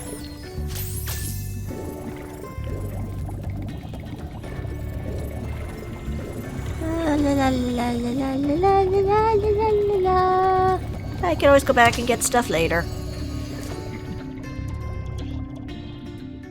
I mean, we are deliberately doing this as kind of a chill stream, so... Yeah, I can always get 100% stuff later. I mean, you did 100% this earlier, didn't you? Yes, I did. And I am being rewarded for that, apparently. Because I have the upgraded fire. I did not know it actually transferred to other saves. Yep. We have unlocked the god power. We did. Bah. Bah, ram you. Oh god, that movie. Yep. Oh, we we need to track down Star Trek First Contact for Before you get reasons. to the castle dungeon, Spyro, I thought that you might Aside from the fact that it's one of the best Star Trek movies, if not the best, the professor was working on you know the guy who played Farmer Hoggett in Babe?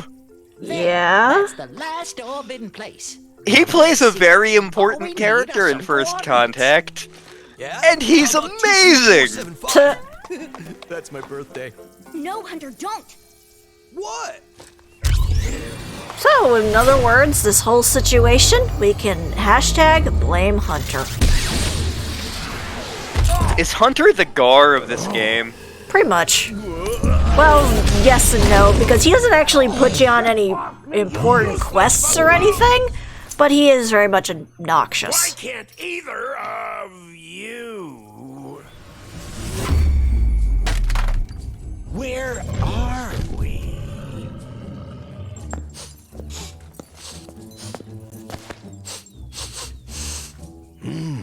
No Dude, you're not supposed to touch me. dragons? Wonderful. You're supposed to stay 6 feet away. Crash, go back and pack my bags. Quarantine! Quarantine! I don't know where your hands have been. Did you wash them? To your new king. Professor, shut it down! Hurry! Oh my, I can't see the switch. I think I've broken my glasses. Crash, go through the portal, you idiot. I thought it was like a Take the orbs and jukebox. scatter them throughout Avalar. Quickly! Gonna be jukebox heroes! La friggin' duh! I was trying to be the Fonz, damn it! Go! Crash, get the orbs now!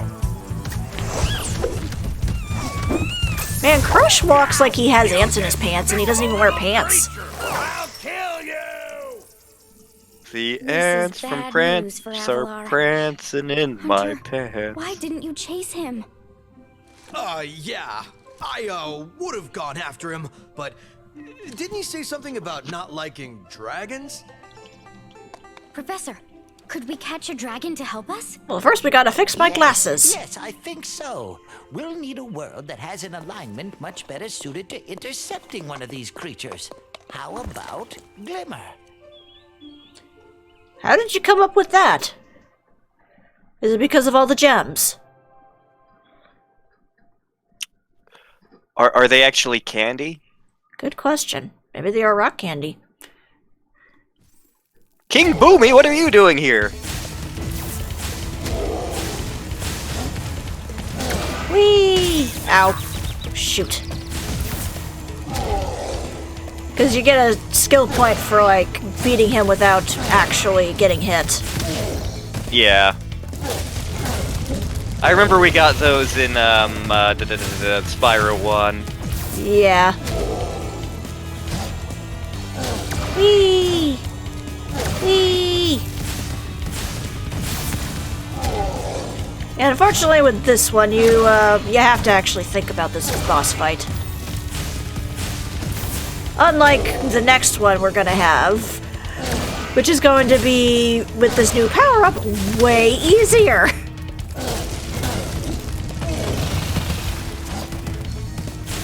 So I have no idea what Crush is. I would assume he is Durgan, but he don't really operate like Durgan.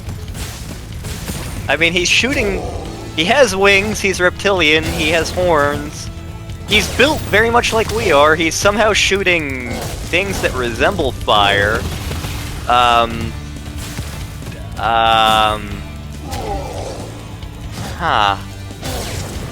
Maybe he's a demon, because this is going to sound stupid. So when Final Fantasy VIII came out, I was not hugely familiar with the greater Final Fantasy lore, for lack of a better term. So, like, I did not realize that, like, Bahamut was supposed to be a Durgan. I thought he was just, like, another demon thing, like Diablos was. Yeah. Part of that is because of, like, how he's flying in game. He doesn't look like Durgan. Like, he looks people-shaped with wings. Yeah. Then, like, once I got into 8-bit theater where Bahamut shows up for plot reasons, it's like, oh, he's actually a Durgan. Okay, that makes sense now.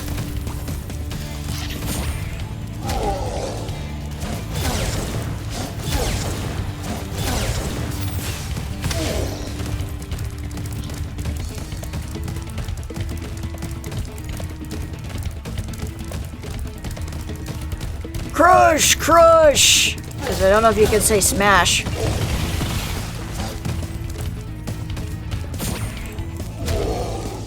Roar.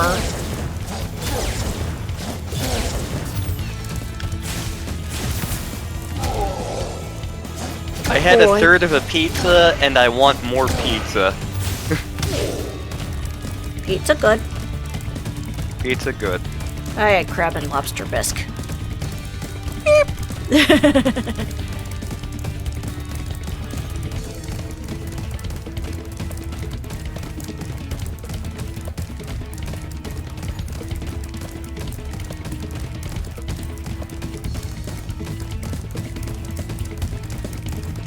Yeah, I feel this isn't going anywhere.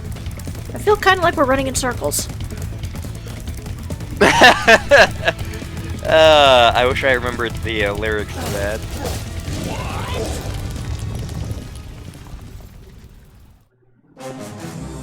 No, Crush! Yeah, he's fine. He's just got a major concussion. But golf will be more than a match for you. Bring it on, Shorty. You're short too! Golf, come here now! Here I am! Destroy him and make sure it's painful. One slight problem. The roof. Go! Get me out of here! So long, dragon. What a wuss. I wonder why the ceiling doesn't continue to fall after they leave.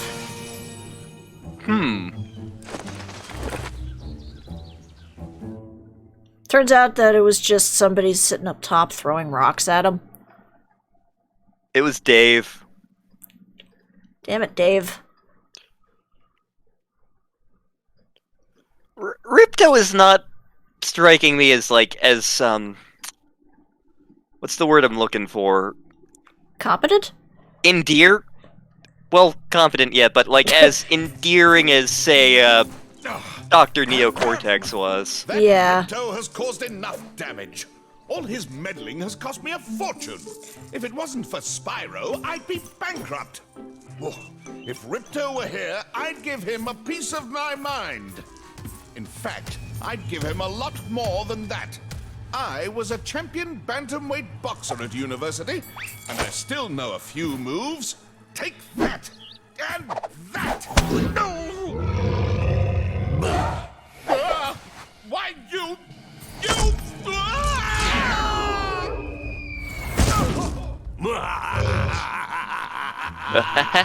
Is it sad when I'm siding with the villain? But yes, as I mean, you could, aside... Yeah, go ahead. Aside from the fact that, he hates dragons, is Ripto really that bad? I mean, he's clearly a dictator of some kind, but we don't really know what he does. That's the thing. We never get any kind of motivation for why he does what he does. It's not like with Cortex, where it's like, I want to rule the world, or I want the crystals. Those scientists laughed at me because of my Evolvo Ray. I'm going to show them. That too. Especially since if you find out in Crash Twinsanity, he actually went to a school for villainy. Am I just Dr. Cortex's origin story? I don't know, did you zap a couple of parrots into another dimension? Not that I remember. Then I think you're fine. Also, you don't have a giant N on your forehead. Because spoilers, he's had that since he was a kid. Like, I remember that showing up in the 100% ending of, Crash Warped. Yeah, because it turns out the super villain school that he went to, they all do that. They all have letters on their foreheads. Like, you actually, in Crash Twinsanity, you actually fight, the headmaster, and her name's like Madame Amberly or something. I think she has a giant A on her forehead. Also, she's propped up by puppet strings. Huh. Yeah. Like my favorite one of the scientists from, the Crash series was, Embryo. Just because that boss fight was a lot of fun. Yeah. Also, now he's voiced by the Brain. He is, and that makes it even more magical. Yes. Gee, Brain, what do you want to do tonight? The same thing we do every night, Pinky. Try to take over the world. You're Pinky and the Brain. You're Pinky and the Brain. I've actually heard an interesting fan theory about this. So there's an episode where we actually get to see the inner workings of Pinky's brain. Like, oh yeah.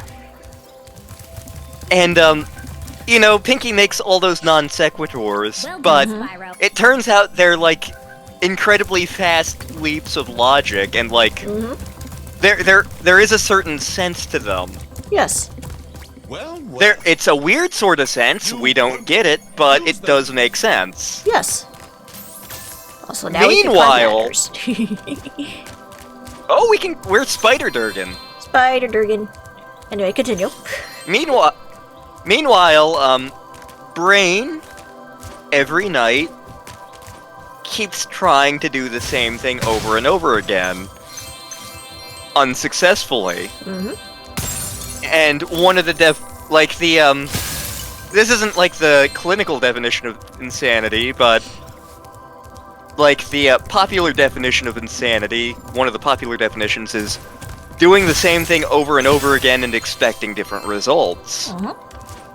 So the theory I've heard is that the actual genius in Pinky and the Brain is in fact Pinky. And the one who is insane is Brain. And there is an episode where Freud does psychoanalyze Brain.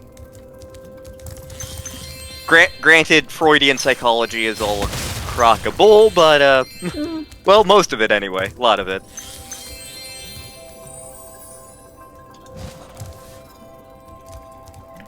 Ooh, doodle after stream. Doodle! And hopefully not an evil doodle like in the one SpongeBob episode.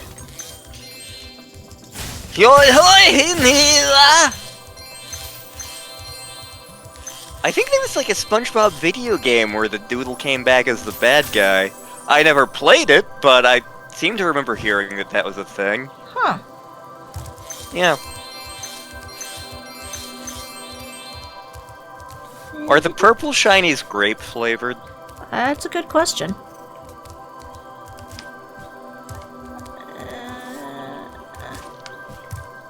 It's been a while since I've had grape flavored anything. Ah, there you are. Whee!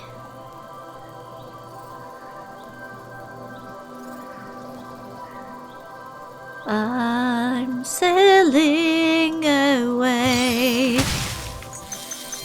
Set an open course for the virgin seas.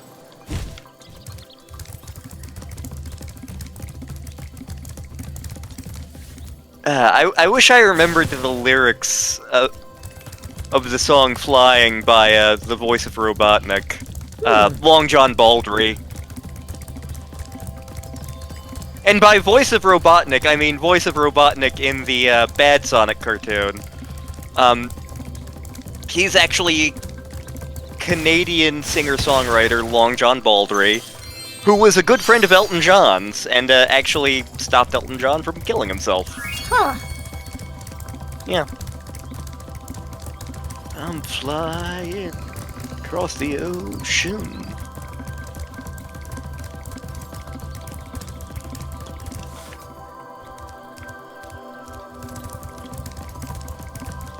Whee! Is it another doodle of me looking into fish tanks?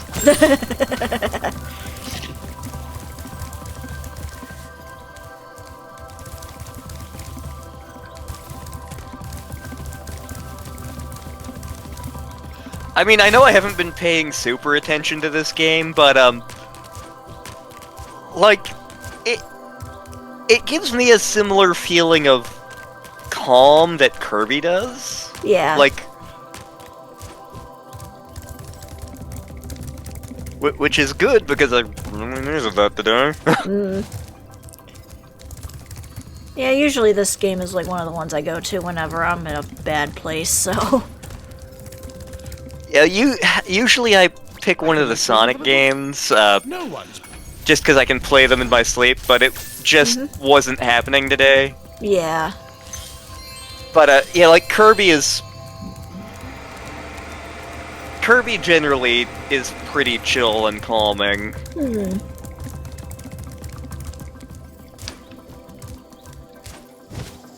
Like, I went through a whole bunch of video games in a really short amount of time to try to chill myself out a little bit. Yeah. It's like Phantasy Star 4, nope. Toe Jam and Earl, nope. Sonic, nope. Echo the Dolphin, nope. Mega Man, eh.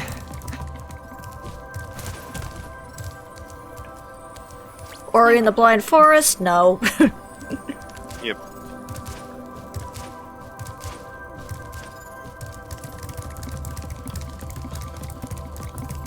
Ni no Kuni, don't want to deal with the tutorials yet. Yep. Also, my Switch is currently charging and I didn't feel like going downstairs to grab it. That's fair. I should just move it back up here, but lazy. Also, I may try to get my parents to play it this week, because they're stuck at the house, and it sucks. Yeah. Undertale! Yeah. Oh god, itchy head. Ah, okay. Scritch, scritch, scritch.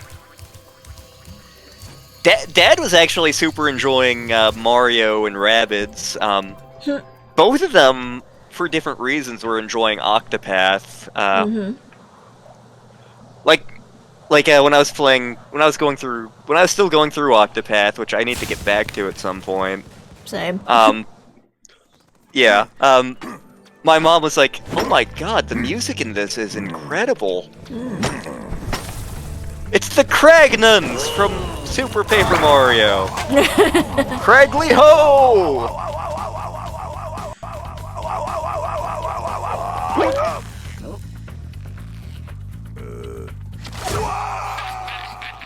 That cat just dropped that man to his doom. As cats do. Yeah, cats are known to be kinda dickish.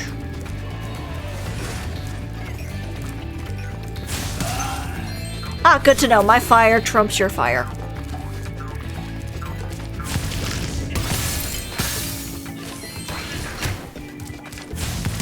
Bad kitty. Meow. Meow. They just want chicken. I mean, there's dinosaurs, and their chickens are descendant of dinosaurs, so it works out. It was a night like this, 40 million years ago. I lit a cigarette, picked up a monkey skull to go. The sun was shooting fire, the sky was blue as ice. I felt a little tired, so I watched Miami Vice and walked the dinosaur. I walked the dinosaur. Open the door, get on the floor. Everybody walks the dinosaur. Open the door, get on the floor. Everybody walks the dinosaur. Boom, boom, crackle like a boom, boom, boom, crackle like a boom, boom. I unironically enjoy that song. Don't judge me. Yeah. I mean, to be fair, I only really heard it when I watched the one Ice Age movie where Queen Latifah actually did the voice of that. Or actually sang that. Oh, it was... I mean, we also saw it in the Mario movie when we did that for date night. Oh yeah, that's true. Which I unironically love that movie too. I realize it's bad. I don't care.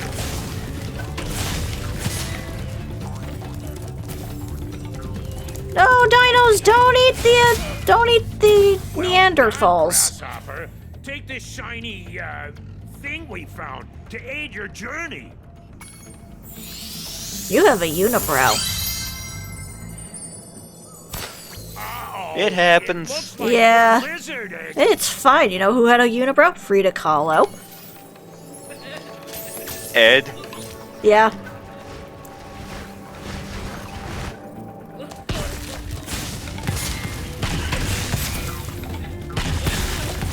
Oops, I didn't mean to shoot you. Okay, where are you? Oop, oop. No, don't eat them! Ah, no! Haha. Okay, where are you? Oh, okay. That is a badass eating scene. Yeah?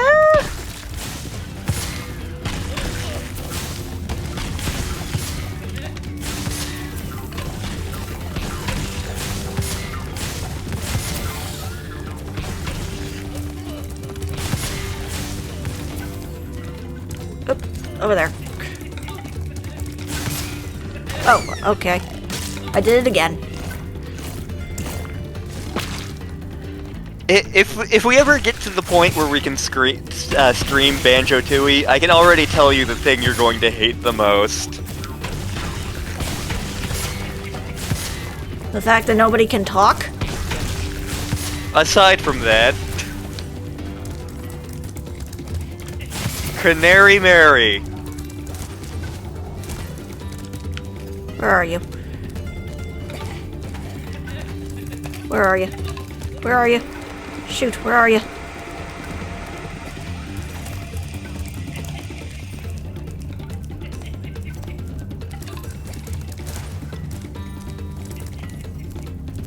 Where'd you go?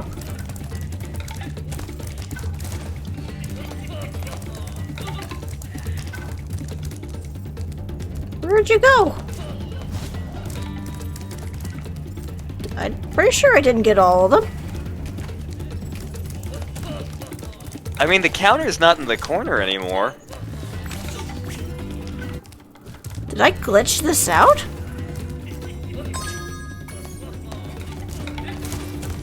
I'm not sure.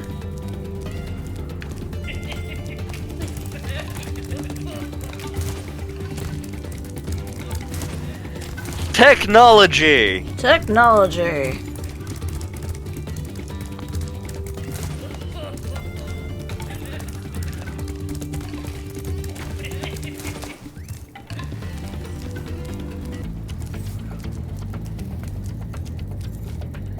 Oh.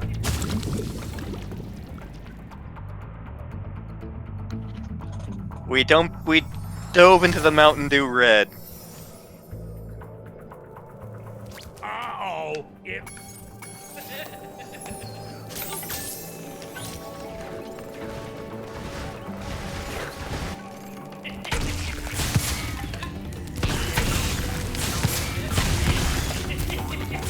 Hey, come back here.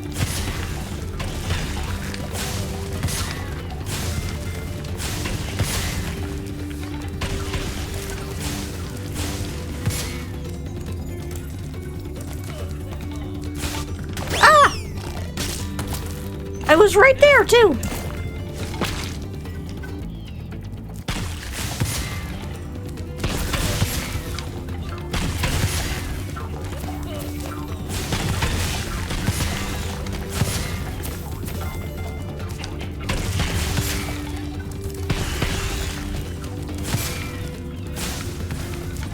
There you are.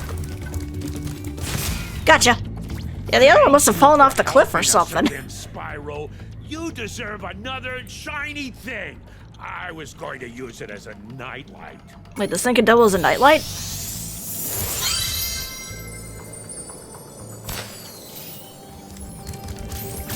Sure, why not?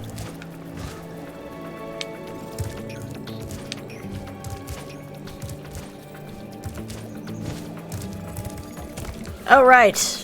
I gotta shoot you down. Pew! Oh yeah, this side quest.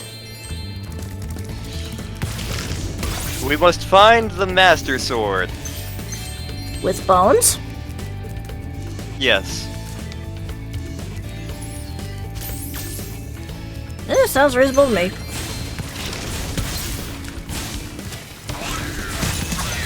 Fire cat. Oof.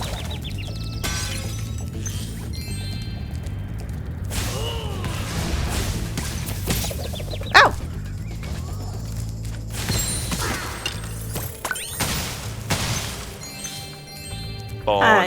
I burned my little dragon Tokus.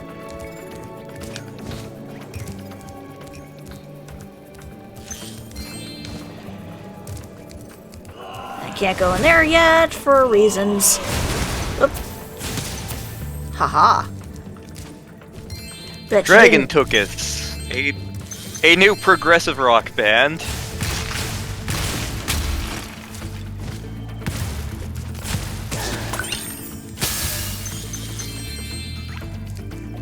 Now, where are we going? Alright, can't do anything that direction just yet. Oop.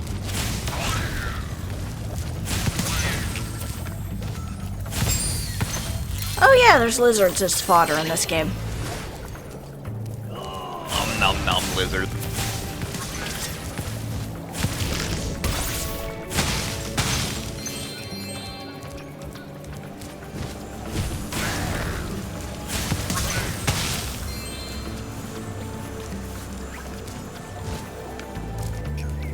I'm so sad. Those pesky lava toads have stolen all my friend's bones. If you help me put them back together again, he'd sure be more fun. I don't know, you could probably still have some fun with them. We must resurrect Manny Calavera. Excellent. You made it through the Badlands. I knew I'd win that bet. My cousin Gronk is a fool to bet against a dragon. Damn Thank right. this talisman for helping me out. Hey Glottis, what do you think of the stuff they pack canned hams in?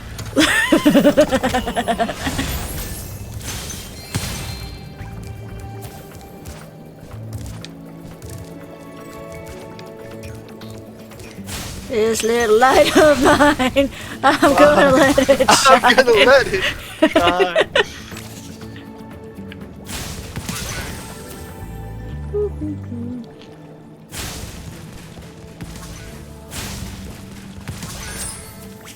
I got a skill point for shooting down the cats. And for blowing up all the cacti. Cactus juice. It's the quenchiest. Yes. Jack should have been drinking that. Mm-hmm. But instead he had the windshield wiper fluid. Poor choices. Very. I mean, it worked out for him in the long run.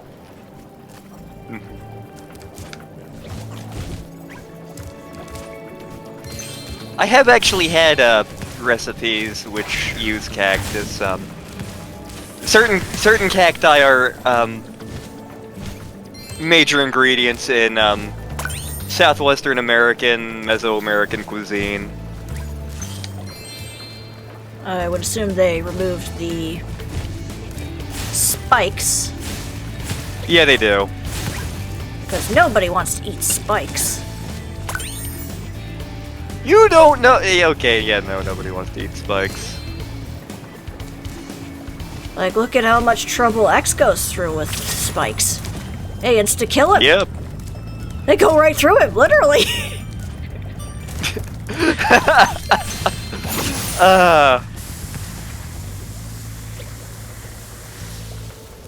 Like, that is one of my favorite dumb Mega Man jokes. Like, you know, Wily has the Met enemies, which are indestructible. And he has these things that one-shot Mega Man. Why doesn't he make, like, a Robot Master who's either just made of the Met armor, or who is just made out of whatever the hell the spikes are made of? Or just make an entire enemy made out of spikes. Yeah, exactly! It's like Wily just never thinks ahead.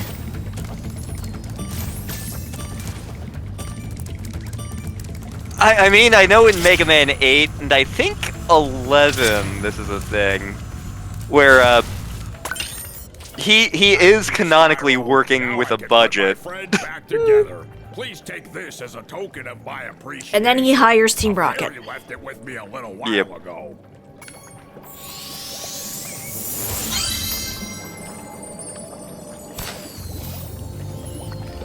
Let's watch this skeleton boogie.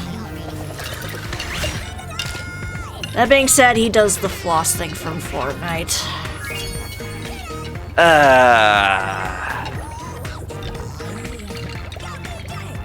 Although that does remind me of a great thing from one of the Ratchet and Clank games.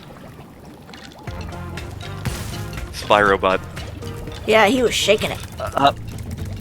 In one of the Ratchet and Clank games, at one point you have to disguise yourself as the villainous Dr. Nefarious. And while you're doing this, you have the ability to give orders to your robot minions. And one of the orders you can give is get down and boogie. That's not even the funniest order that you can do. The funniest order, and I think you get a skill point if you do this enough, annihilate him! Like, you can just go up to each of the robot minions and annihilate him! The robot will start begging for mercy, and someone from off-screen will just shoot him.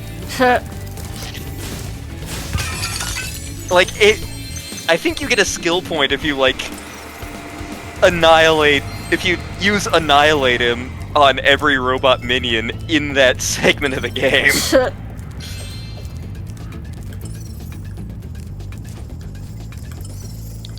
Ratchet & Clank, another fine game series developed by Insomniac.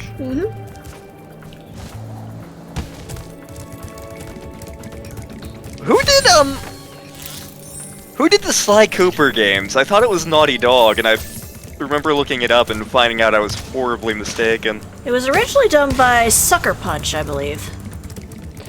I don't even know who they are, okay. Well, now they're no longer in existence, so... Okay. They got bought up by somebody, I don't remember who, though. Activision or EA, which one? I don't think it was either one of them. Oh, damn. I mean, I know Square has bought up some things that I wasn't expecting them to buy up.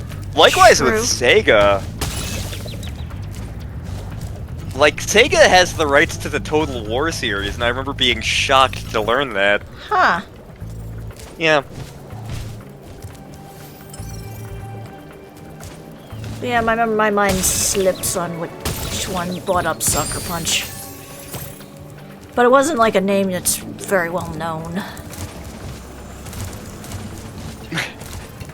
Let's see, what is the dumbest thing that could have possibly bought them up?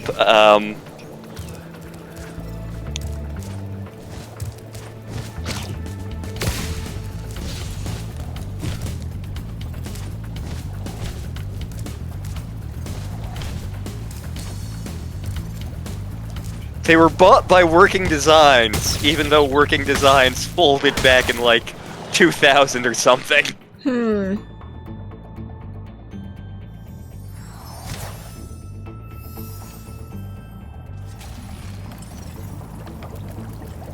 Ugh, excuse me. You're fine. I shouldn't be yawning because I slept in today.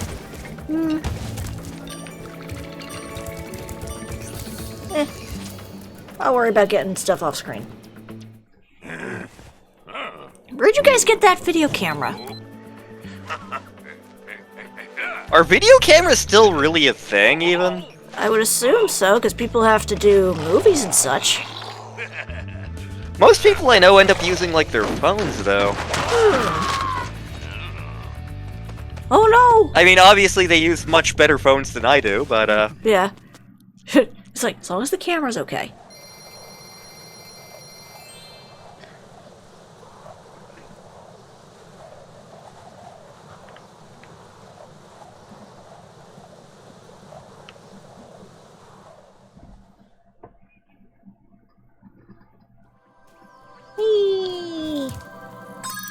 Also, excuse me, because pop-up. There we go.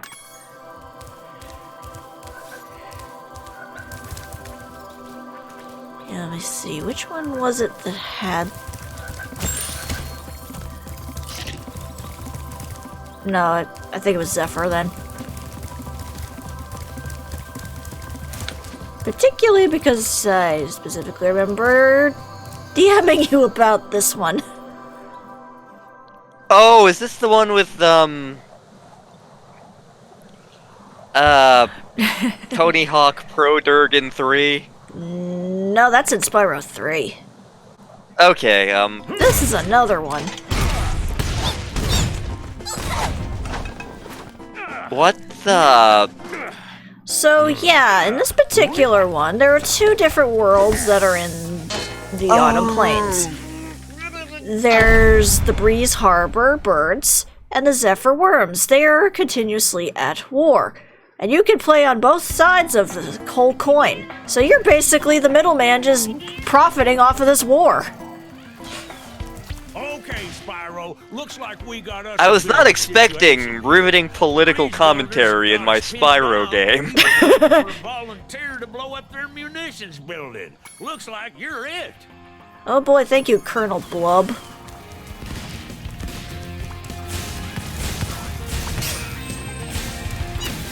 But it also gets a bit more interesting once we get to a certain side quest in this area. Oh, I think I do remember you texting me about this. Yeah, and, like, I think my reaction was like, what? Well, now you get to see it in action.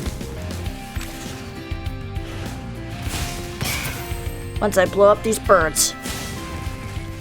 Friggin'!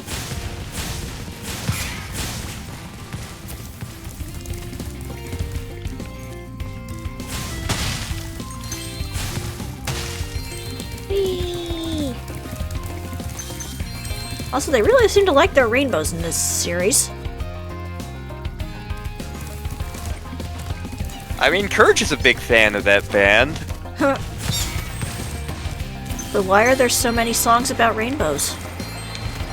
Why are there so many songs about rainbows and what's on the other side?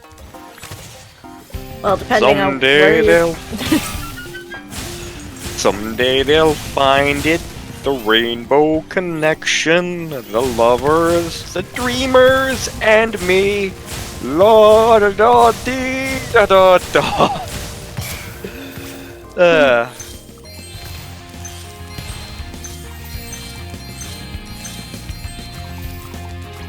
cannon just stopped working for me. What was it? You who I sent? I was talking about the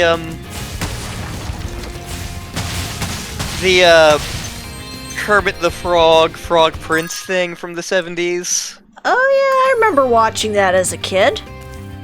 Yeah, Kermit was super racist in that. Yeah.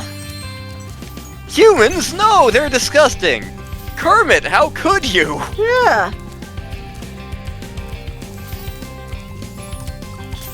Also, it was weirder because wasn't it like his nephew was the prince? Yeah, Robin wound up being the prince, and yeah.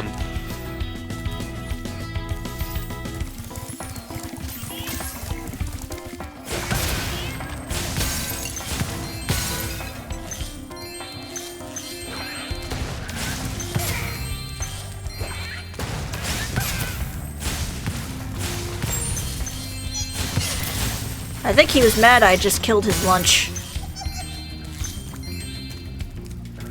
I mean, I've had people steal my lunch at work before. I get super pissed about that sort of thing. True. But I don't think you'd hurl a missile at me.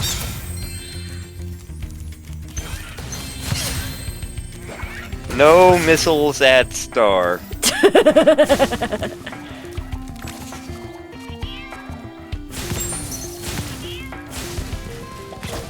I hear cats. That would be actually in the music, funnily enough. The cat's actually quiet for once. Huh.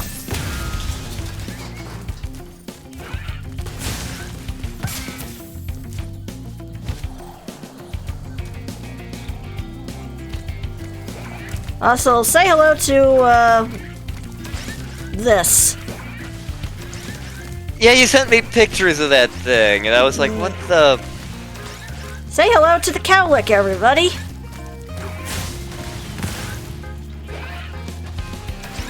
The goal is to get them in a pen. They were a lot cuter in the original.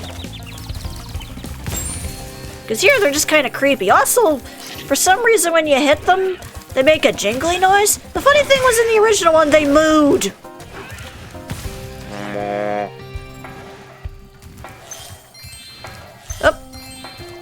Are you breaking the fourth wall there, buddy? There you go.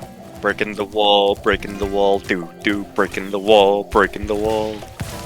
Is that like dragging the line? Where did he go? Where did he go? Ah! I lost him! Where'd he go? I launched him into orbit! Orbiting cows! We have entered Earthworm Jim, which was another thing I tried to play today.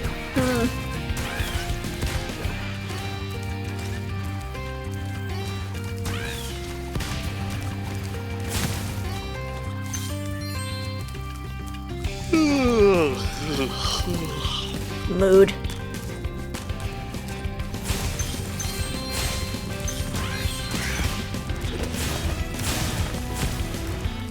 Oh, okay. I got you. Mwahaha. Okay, fine. Ready, aim! Gotcha, you Ow. bird bastard.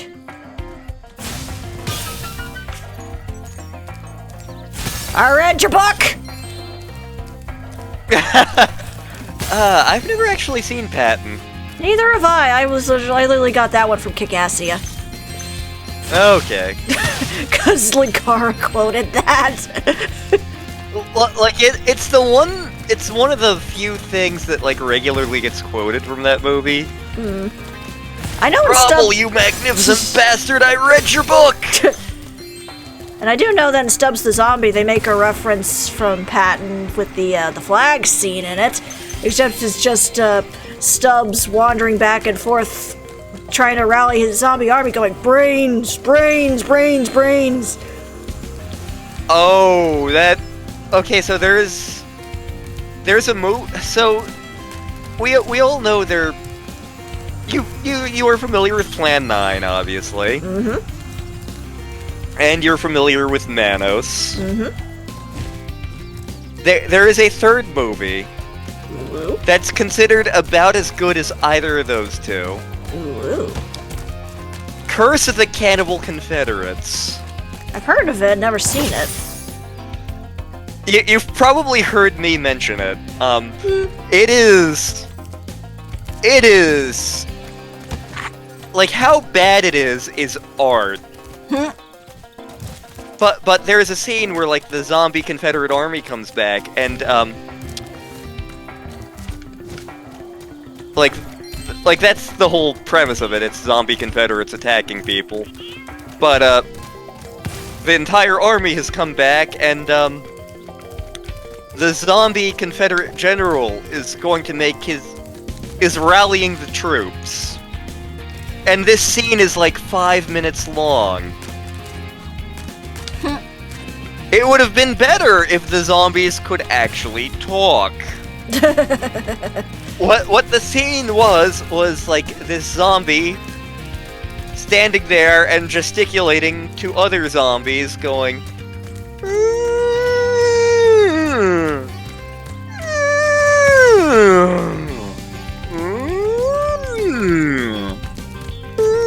as the all the terrible extras who were cast as zombies in this movie are slowly trying to look more inspired by this. 5 minutes! 5 whole minutes! Of just...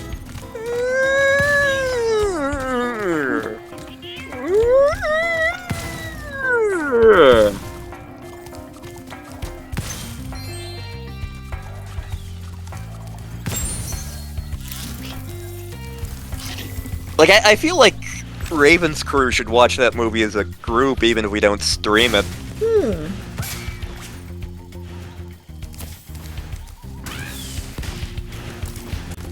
Kind of like how I feel they should watch Hobgoblins. You've already seen Hobgoblins, so...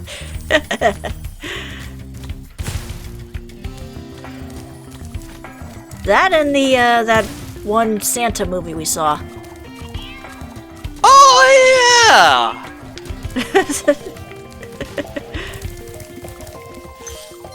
And Santa Claus versus the Ice Cream Bunny. Yeah! Both versions. Most... Yeah. Because Anna was deeply worried about us because of what I was sticking it out of context.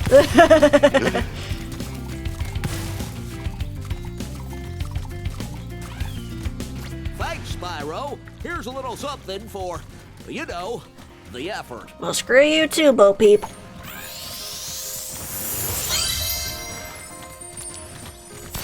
There are 2 more cowlicks out there somewhere, but I haven't seen them in days. Well, it'd probably help if I actually move from this spot.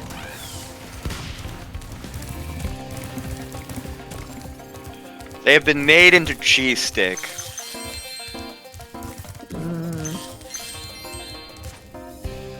Hey, here's what I was talking about. Light from yonder window breaks. That window up there, Oh, goddammit. dummy. The professor said he was working on a way to help me get back with Juliet, but I haven't seen him in a long time. Again, would help if you actually moved from your goddamn spot. But yes, as you see, there's a Romeo and Juliet plot going on where a worm loves a bird, even though their families are feuding. Yep. Can't we do a better Shakespeare play? Like, King Lear? I don't know. Any of them? And suffice it to say, they are not relationship goals. They are not. Oh, there's the cowlick.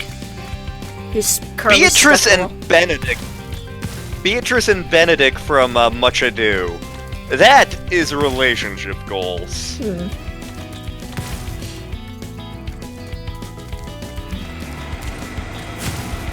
And before I hear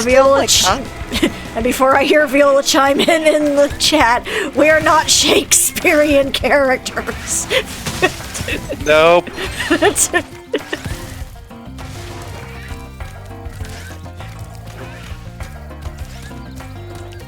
I need to see if I still have the Joss Whedon version of Much Ado lying around. Because that version was fun. No, don't you fall off, you stupid thing. Don't you fall off. Don't you fall off. There we go. It glitched for a minute though. I saw that that went forward and then it was like, nah, I'm gonna go back. I am a cow. I do not follow the laws of physics. I am gonna land on a princess later. Yep. Or if it's Earthworm Jim 2, I'm going to be literally every character. I love that ending. It is such a mind screw. And so the heroic cow rescued the beautiful cow from the villainous cow.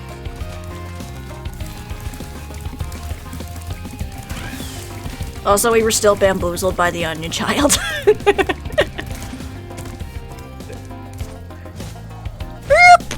I've been bamboozled.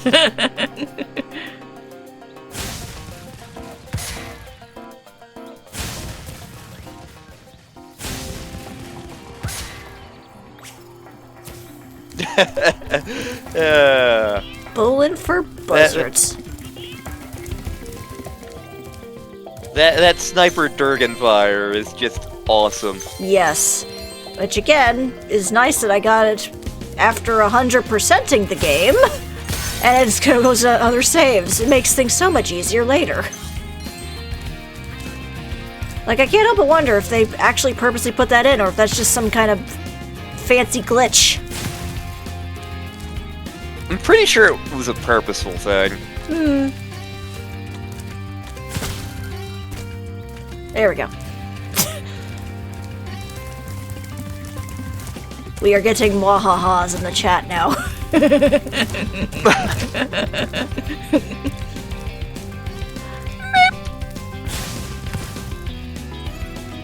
Don't you fall, you! Yeah, that's it. Walk Cow away. on wall talking! Yeah, why You've did they never have to seen get Murder rid of by the- Death either. No, I haven't seen a lot of things.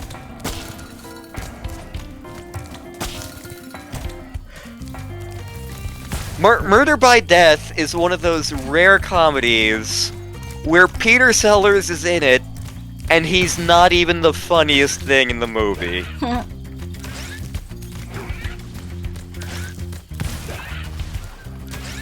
Whee! miss them going moo. Moo. Still wasn't as funny as the time I was playing it on my own, and just suddenly one of them was just defying physics by floating in midair.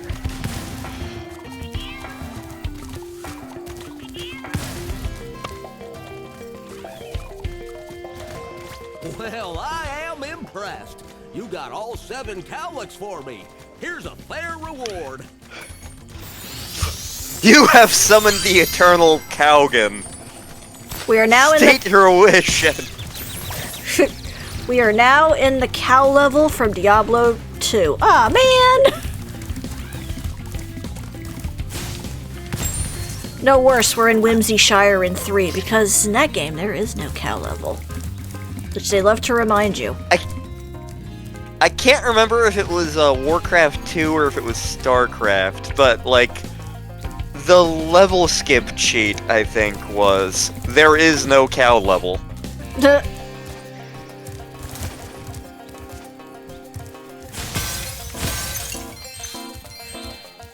Oh, there you are, Professor. Spyro, my boy, I've got a magic bean, seed for you in here somewhere. Ah, here it is. I don't want to know where you pulled it out of. And see what grows. Because I'm pretty sure he doesn't have Is a this cloaca. honest?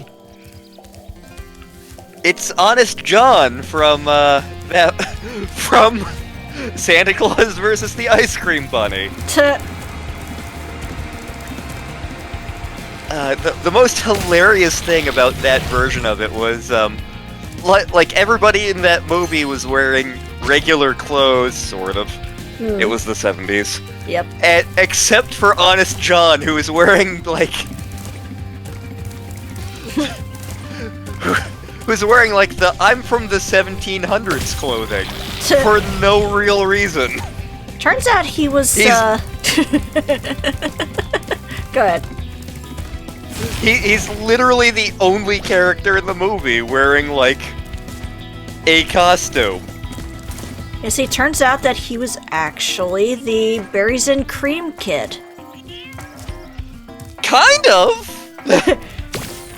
Like, on his off days, you would just see him go, berries and cream, I'm a young lad who loves berries and cream.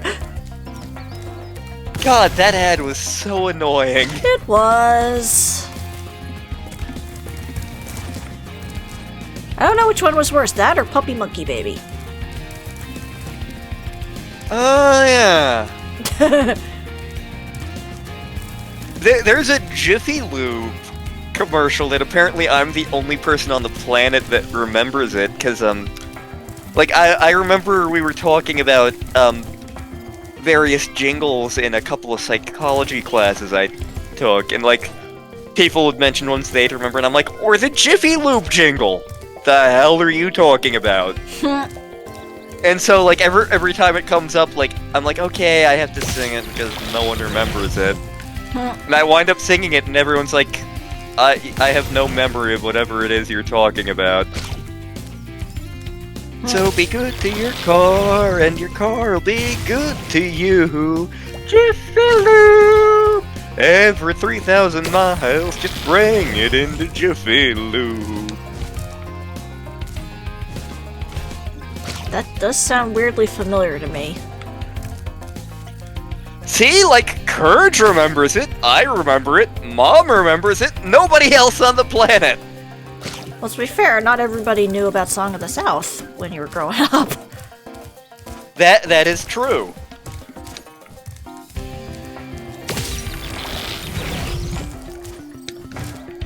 Note to self, beanstalks hurt. Although since these aren't beans, they're seeds, would it be a seed stalk? I mean, beans are a form of seed, so... Beans, they're good for your heart.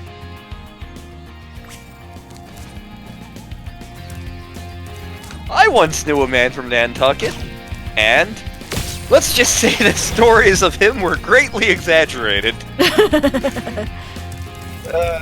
Nobody looked that up. So his family walks into a talent agency.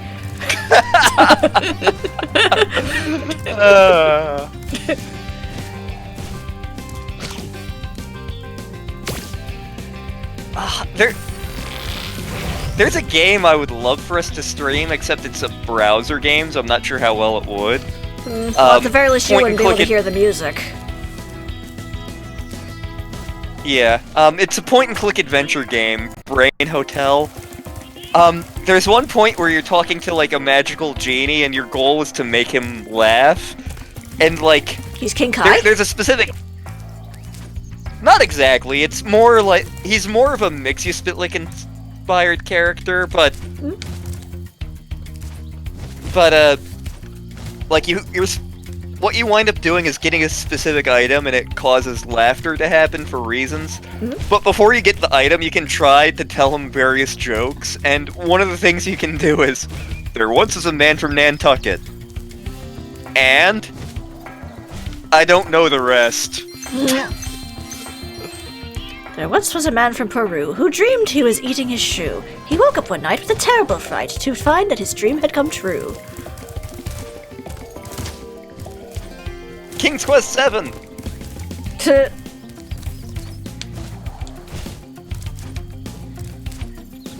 Knock knock! Who there? Damn it, I forgot what Hello? it was now. Sorry, that was, the dog ate the Jehovah's Witness. Discord is going super potato on me. Could you repeat in a sec? Okay, hang on. I'm trying to remember now. Damn it, I forgot what that horrible kids joke was now. One day, little Billy was out on the playground.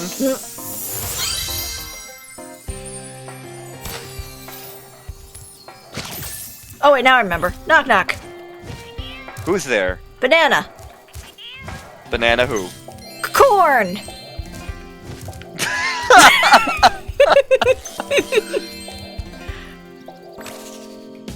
Yeah, at some point I'm going to have to refresh myself on the Abercrombie and Fitch joke. Just because I feel like it's the sort of joke Anna would appreciate. It has a similar style to the Nate the Talking Snake joke. But it doesn't end in a pun is a thing. It ends in a completely different way, which is amazing. Knock knock. Who's there? I love you. I did not hear a word of that. I love you. I love you too.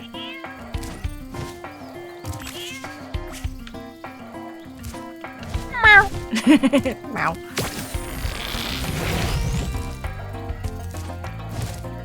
Romeo, Romeo, wherefore art thou, Romeo? Oh, there's Romeo.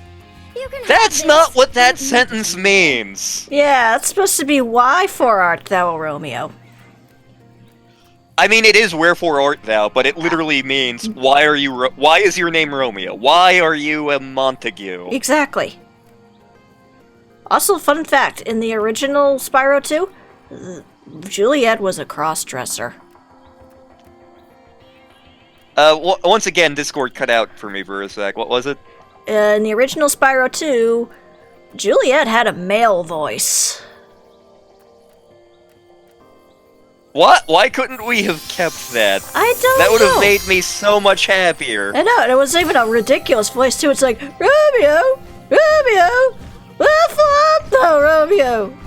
It was like ridiculous. It just made it all the better. See, I would have gone for the Chainsmoker voice. Although that's pretty sad when, like, you know, look how close the two were. That wasn't that I had to go through all that for this. But it's worse. Again, it's worse. You've reunited me with Juliet. Oh, now we can take our honeymoon in Idle Springs.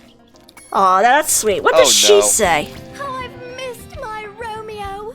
If he wasn't so short, we'd get married. bitch. Yep.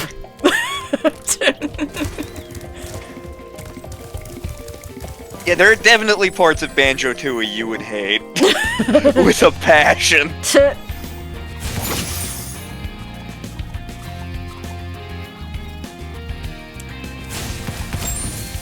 Like, I know there's a couple of jiggies that require you, like, backtracking through 4 different worlds. And then, of course, there's... Canary Mary. Canary Mary is the literal worst.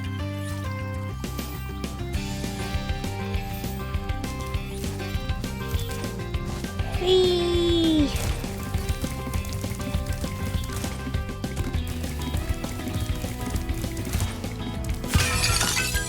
Shiny! Man smoke pot, choke on handle.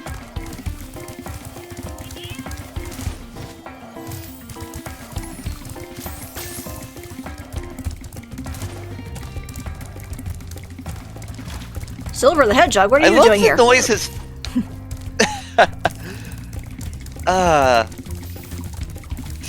Silver the Hedgehog is a rant for another day. Yep.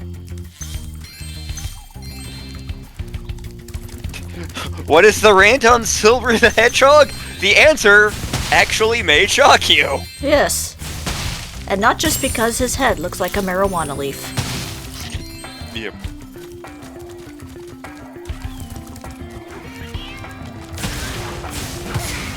Donkey Kong?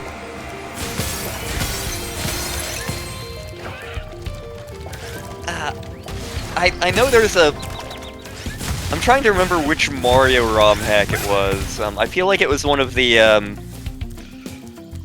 A Super Mario Thing games, but, one of these Mario hacks had a level where just called Say Hello to Donkey Kong for me, and, the guy LPing it, Raocow, was like, Say hello to Donkey Kong for me? What does that mean? He opens the level, and it's, it's basically, one of the Bramble Blast levels from one of the Donkey Kong Country games. Oh, that's what you meant. This is gonna suck.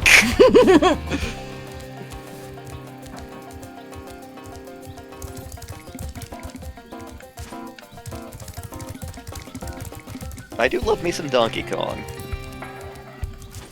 Particular reason why he's called a Donkey Kong when he's clearly a gorilla. That's actually a story. The game that became Donkey Kong was going to be a Popeye the Sailor Man game, but Nintendo couldn't get the rights, so they had to reskin everything. And so they made the bad guy this big gorilla, and they saw the people working on the game had seen King Kong, so they're like, oh, Kong, that must mean gorilla. And they were trying to get a... They basically wanted the name of the thing to be Stubborn Ape, but they couldn't find a good synonym for stubborn, and like, so whoever their translator was like, oh, donkey! Donkey is word for stubborn. And, because donkeys are stubborn. But, the result is Donkey Kong! Its name was just literally supposed to be Stubborn Ape.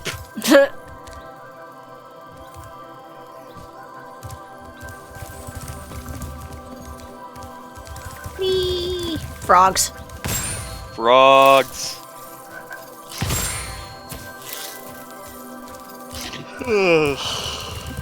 That's a mood.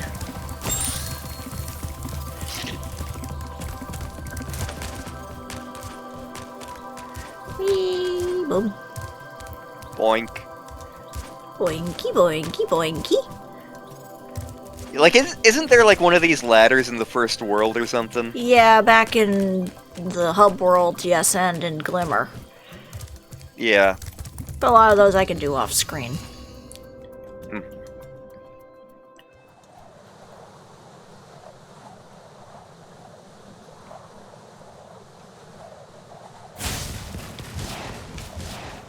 Whee!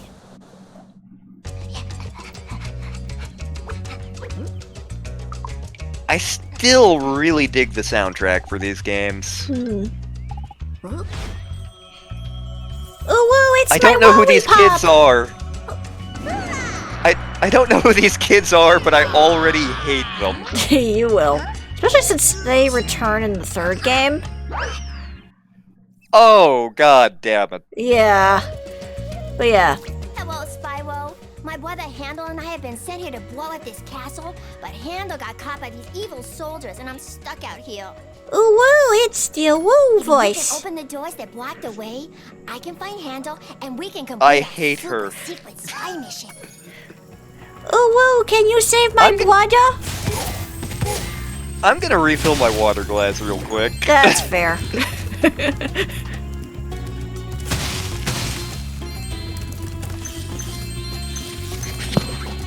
Camel! Ah! That camel has only 2 legs, I just noticed. I'm slightly terrified of that now. Why do you only have 2 legs? What happened to your other ones?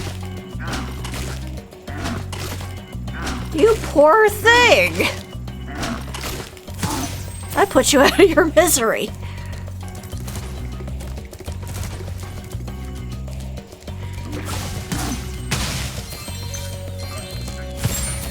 Also, for some reason, the fodder in this game is, in this particular level, is a cobra bouncing around in a basket. Cobra! You missed something horrifying.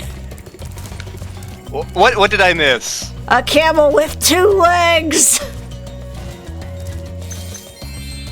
So, I feel like that's the camel equivalent of Prickly Tim.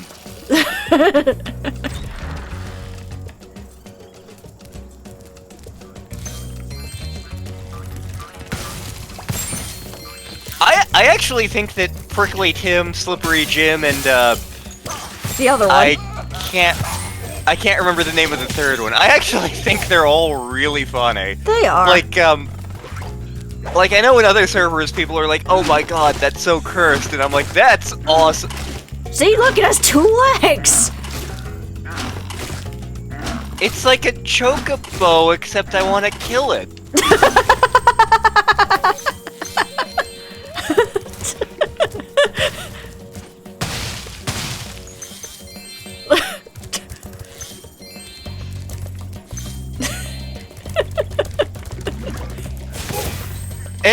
Am I allowed to announce that game yet? I feel like we want to wait until we're closer to finishing Breath of Fire 4 before doing that one. Okay, I won't announce that yet. Yeah. Spoilers! Lantern likes chocobos. Yes. No, seriously! Lantern likes chocobos. Choco, ball, the choco ball, choco ball. And I've been sent here to catch them, but they keep throwing coconuts at me, and it hurts. Can you help me out? That brings up so many questions. Like, you're literally an animal, and you're putting other animals in a zoo? Right. Just charge the tree before I get hit. Goofy is a dog. He is one of Mickey's best friends. He wears clothing, has job, and talks to people. Pluto is a dog. He is one of Mickey's best friends. He is naked. He goes around on 4 legs. He barks. And he lives in a doghouse. Ow. Something messed up is going on. Especially since in the new Mickey shorts, he actually plays poker with, like, Pongo and Nana from Peter Pan.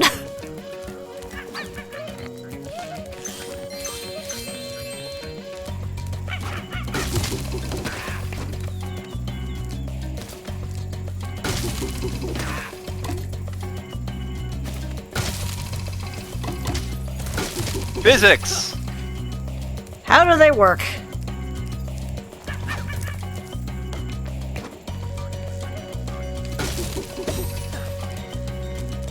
It's a barrel full of monkeys! Like all of these mini games, like, definitely have like a Banjo-Kazooie energy to them.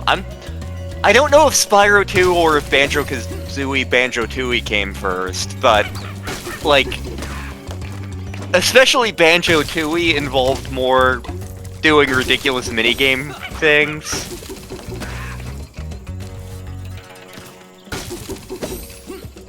Thanks for your help, Spyro. Please take this. One of the monkeys had it. And like, the minigames aren't bad necessarily, but they do definitely feel less straightforward than Spyro 1. Yeah. Which, Spyro 1 had a certain beauty in its relative simplicity. Yeah, it didn't really have minigames. Yeah.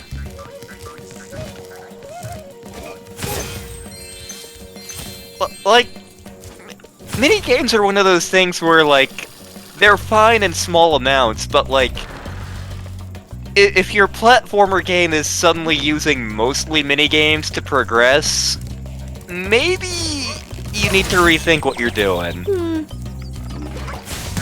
Again, I don't think this is a bad game. I'm quite enjoying this, really. It's just, like, the sheer amount of, oh, do the minigame to do the thing to progress is like, really? And, like, Banjo-Tooie definitely gets into that territory as well. Yeah. Although, to be fair, you don't really need to do a lot of these minigames to progress entirely, but enough. Like, yeah. The 100% thing is important for, like, just completionist sake, but you can beat the game without even going all 100%. Okay. Like, I'm pretty sure Tooie, like, you can't get to the final boss without 100%ing. My heart!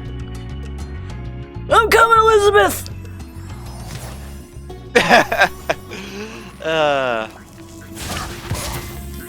Dracula going to the early bird special!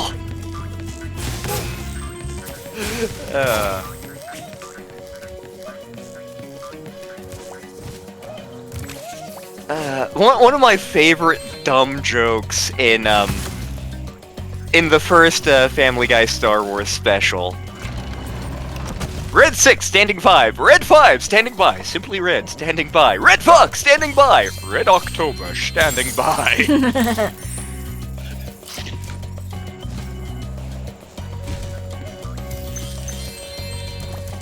Clifford the big red dog here.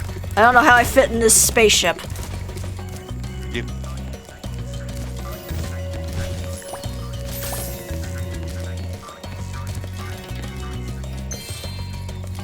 That water does not look very healthy.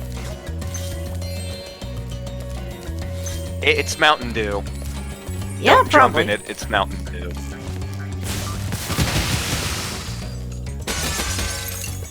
Mazel tov! When it Mazel tov! L'chaim! Yeah, when it comes to like Star Wars fighters, like the popular one is the A-Wing. I mean, the X-Wing. Most of my friends are like, "Oh yeah, I'd be an X-Wing pilot." I like the Y-Wing and the A-Wing better. Am I some sort of Star Wars hipster? Is that even such a thing? I liked the trilogy before it was cool. Like, I mean, I've read a chunk of the now non-canon books. I played a bunch of the video games from the 90s and early 2000s. We got a lot of mileage out of TIE Fighter and Rebel Assault 2, let me tell you. I hated Jar Jar before it was cool.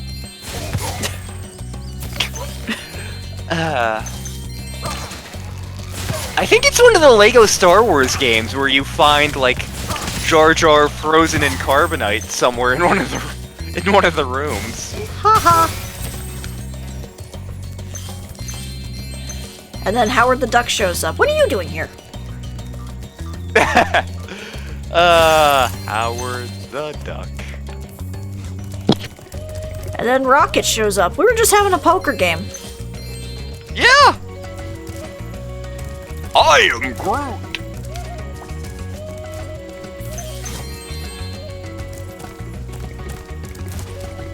Spyro, you make a great secret agent. Now Handel and I can complete our mission. By the way, you can have this talisman. I stole it when the soldiers weren't looking. So, God, what? I'm trying to remember the name of that book that I really like.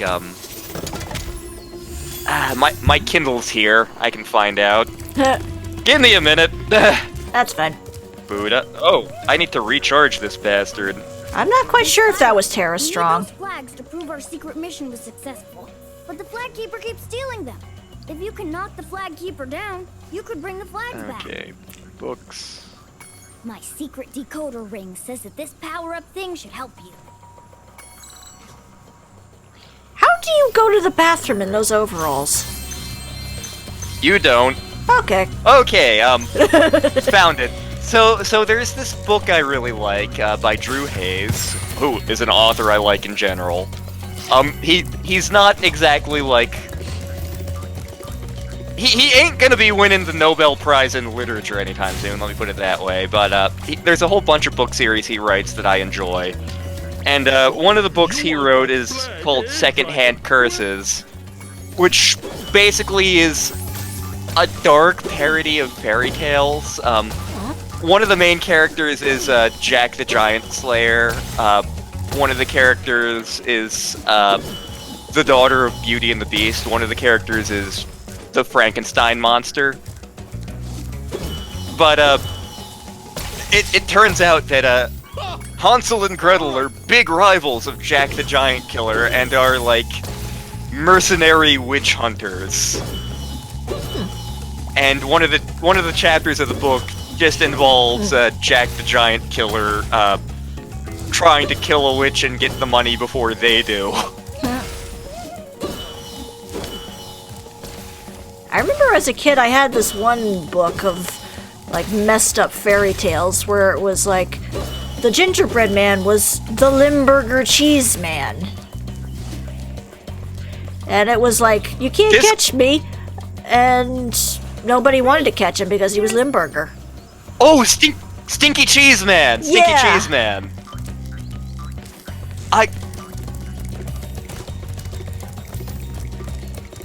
I remember that book. That book was amazing. And then it was like the Ugly Duckling, and it's like he grew up and he was still ugly. The end. He became an ugly duck. And then there was Henny Penny. Yes. Who throughout the entire book is annoying everybody until finally she gets eaten by the giant at the end of the book. Now who will help me eat the bread? Bread? Eat?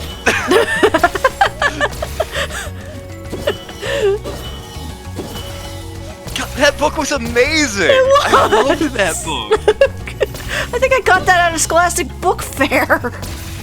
Yeah, probably! Are those still a thing? Those were amazing! I know! Got so many great books out of it. Yep. I think that's actually where I got probably like an Animorphs book, actually. Yeah, that's how I got introduced to Animorphs. There was like a 4-book set at the Scholastic Book Fair. Animorphs is dark. I mean, I remember as a kid, like, these are really cool, but holy shit, they're dark. Like, I never finished the series. I ended up reading up on what happened at the ending, and I was like, God damn!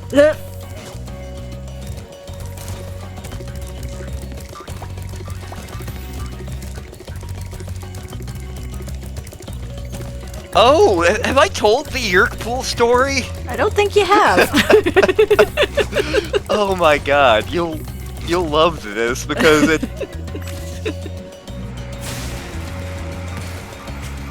So Animorphs were huge when we were in middle school, right? Mostly. Yeah. Elementary, middle school. Yeah.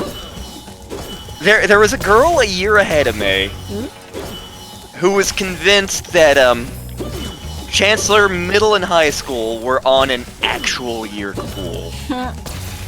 And like sixth grader Lantern was like, Yeerks aren't real. Oh no, they clearly are, and Chancellor Middle and High are on a Yeerk pool. You're basing this on what precisely? You're gonna love this. Oh boy. Well, I was at a school dance, and like, one student would take groups of other students off somewhere, and they'd be gone for long periods of time. And then when they came back, they would have these goofy grins on their face and be like completely different.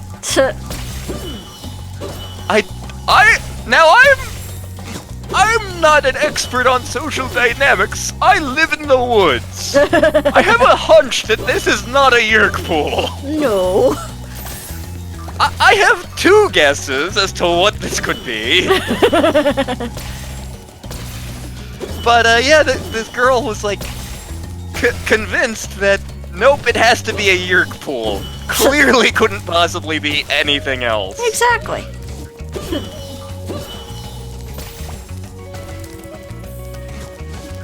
Of course, I'm gonna like wake up tomorrow and on the news it's going to be, hello, your Yeerk overlords are finally announcing publicly that they've taken over the Earth.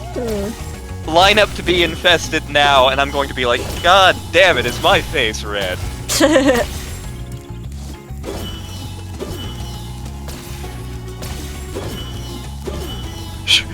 God damn it, she's been right all these years! Yes.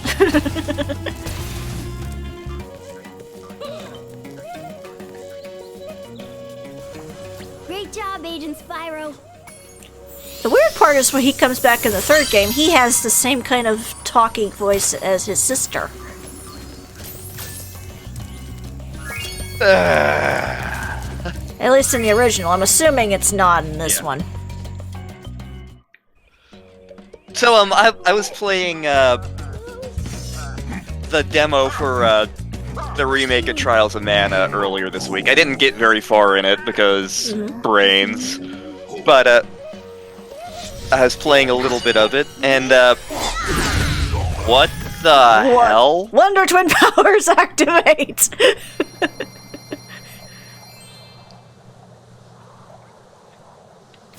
But, in the remake of Trials of Mana, which is the third Seiken and Setsu, I don't know what the Japanese of the game is.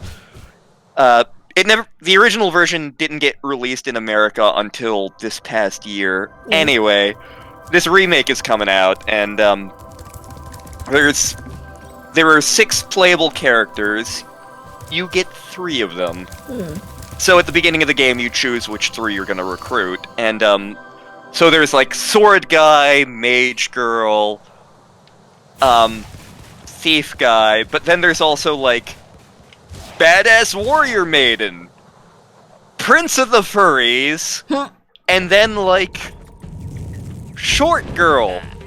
And the Short Girl is notable because there is voice acting in the remake, and she has the ooh voice.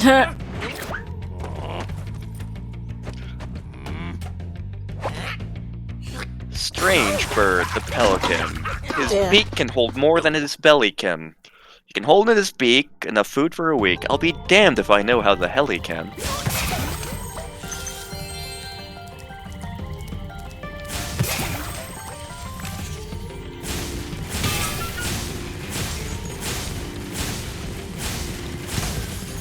Haha. There are actually, 2 major variants on the pelican, the brown and the white. Let me see if I can remember this. One of them, and they actually hunt differently. Like, one of them actually, like, will dive from the air into the water and swim for a bit. The other ones, I think it's the brown ones, will be just floating along and then just tip down, tip back up. Tip it!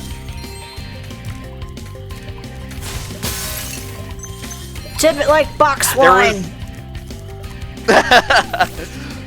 I've never had box wine, nor do I ever plan to, because Same. I don't drink wine much. Same. But by all accounts, it's not great.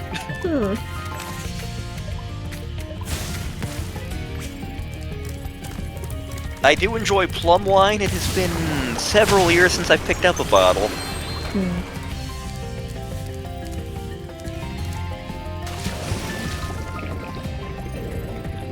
Blurble, blurble, blurble. Whee!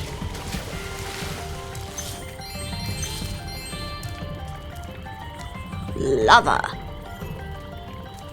That looks like molten cheese. Maybe it is. Hey, you quit spitting out the fire. You're not a spitfire.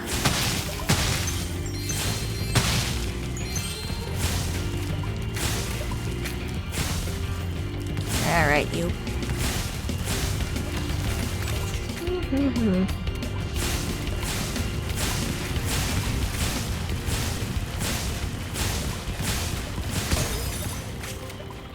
You're out of here. Also, I have not had to use my cannon because I have living cannon in my mouth. Unlimited power.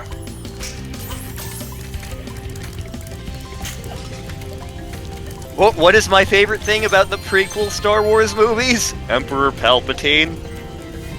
What is my least favorite thing about the sequel Star Wars movies? Emperor Palpatine. So, should I rant about that now, or? Eh, sure, why not? Nah, okay, so, I like Star Wars. Even the Star Wars movies I don't like, I like. My bar for them is not really high. Rise of Skywalker, I had opinions about. And there's numerous reasons that I have opinions, but one of the most glaring things is, one of the things that happens in, like, the opening crawl of the movie. The dead live! Emperor Palpatine has been sending out a signal to everybody, yada yada. And, like, the thing about that is, in the other two sequel movies, it's not foreshadowed at all. It's not built up to it. There's no hint that this is coming. And so, like, when you get to Rise of Skywalker, it just feels incredibly out of left field. Like in the prequel movies, it's okay. We meet Anakin as a baby. There's stuff going behind the scenes in the Republic. Anakin's in training, and we're seeing, like, the start of a civil war, okay. Oh! Things have been going on behind the scenes this whole time, and Palpatine has been playing everyone off each other. While the prequels have flaws, it still flows very well from A to B to C. In the regular Star Wars movies, okay, we meet this Luke kid, there's this Empire, they're bad, okay, got it. First movie, Luke blows up the Death Star, which is owned by the bad guys. Okay, second movie, the heroes are on the run and Luke is training to be a Jedi. Got it, still flowing well. Third movie, we're blowing up a second Death Star and taking out the Emperor. Again, flows very well from A to B to C. You get to the sequels. Okay, we have new bad guys. I don't necessarily know who they are, but it's okay. I don't need to know how we got here necessarily. We just need to know they're bad. We've got good guys here. Got it. I'm following you so far. We blow up the big bad guy super weapon at the end of The Force Awakens. Awesome. Rey goes off to be trained by Luke. Got it. Then we get to The Last Jedi, which I love. And okay, the heroes are on the run from the bad guys, Ray's getting training, stuff happens, and we end up with the heroes narrowly escaping. Okay, great! Still following ya! We get to Rise of Skywalker. Oh, by the way, the Emperor's here. Wait, what? No, he got super duper blown up back in Return of the Jedi. Where is this coming from? So it's just like... It feels like a ridiculously sharp left turn. And because it's such a ridiculously jarring sharp left turn, and you're already like, wait, where the hell did this come from? At least for me, I tended to notice more of like other things where I was like, okay, wait a minute, what are you doing? It basically felt like we went from A to B to green! There wasn't that nice flow. Mm-hmm. Like, and what makes it worse would have been, like, there's a very easy way they could have taken care of this, and I would have been fine, I would have been okay. There would have been other stuff I would have griped about the movie, but I wouldn't be nearly as angry as I am. All they would have had to do is stick a scene on the end of The Last Jedi, or hell, even on the end of Force Awakens. With, like, Kylo Ren going like, I detect a disturbance in the Force or something. And suddenly he's getting a message from Planet Who Gives a Crap. Yes, good! I am here to make an alliance with you. Oh my god, Emperor Palpatine is here! My god, he's back? Like, if they had done something, anything in the other sequel movies to give us a tiny build-up. Didn't even have to be that much, just a little teaser to, oh, look at this! He's here! What does it mean? Mwahaha!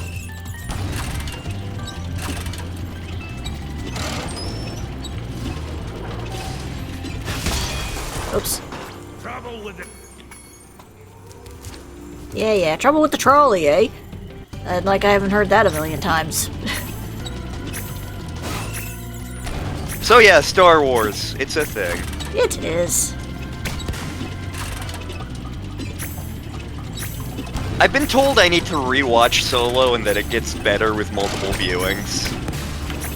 So maybe I'll watch that with my family this week.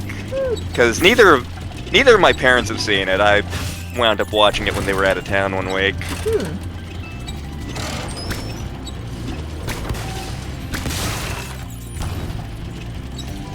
I blew you up.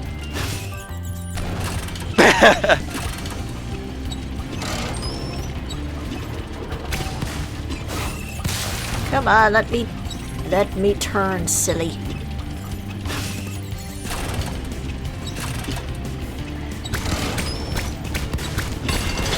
What is it with video games and minecarts?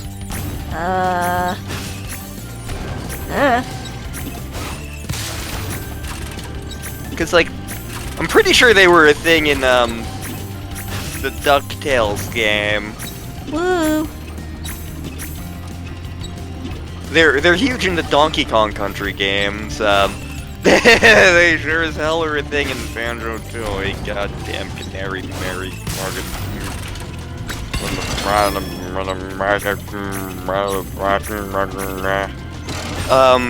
They're a thing in one of the Crash Bandicoot games. Wrath of Cortex. Maybe? What does pelican taste like? Maybe it tastes like chicken.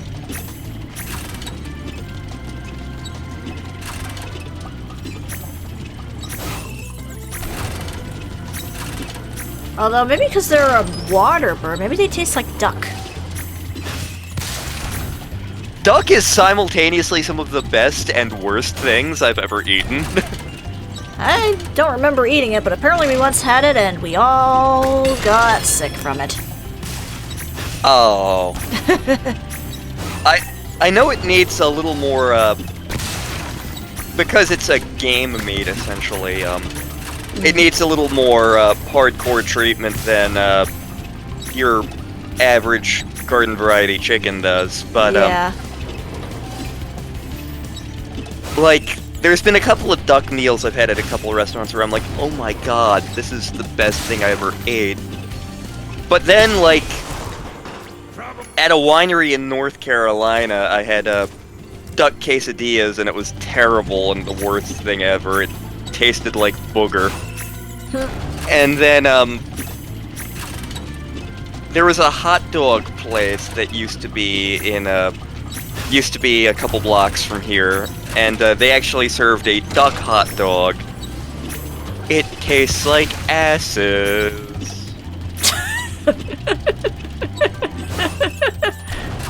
It doesn't taste of Vegemite.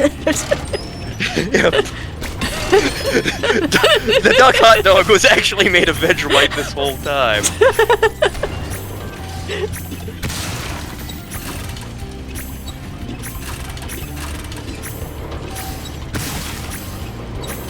And, like, the other hot dogs I had at that place were actually pretty good, but the duck one was just... It's made of sadness. It's made of sadness. It tastes like batteries. It tastes like acid.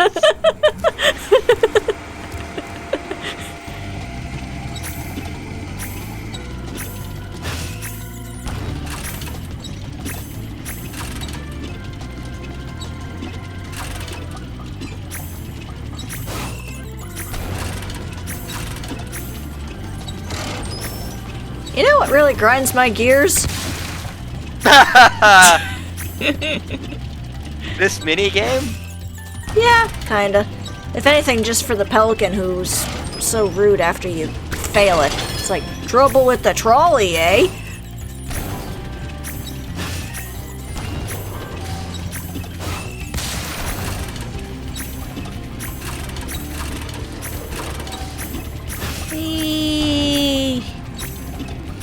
What are those gears made of? They're the bolts from a Ratchet and Clank. Oh.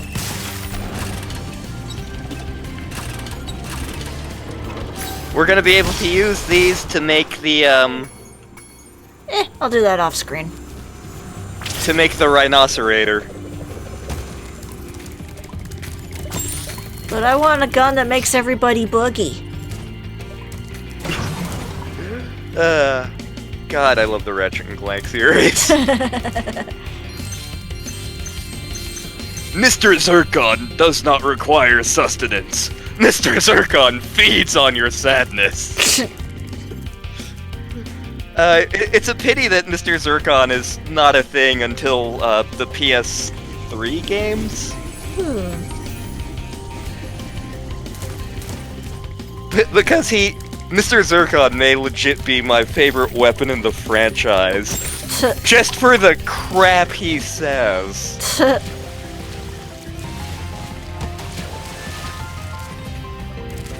So what Mr. Zircon is, just because I feel the need to explain this now, depending on which Ratchet and Clank game you're playing, he's either a gizmo or a weapon, which is two different things. But basically, he's a flying drone that comes behind you and shoots things. And while he's doing it, he just says random badass things. And I know in some of the games you can get upgraded to where you end up having an entire Zircon family flying behind you. Of course, there's also things like the Quack Ray and the Sheepinator.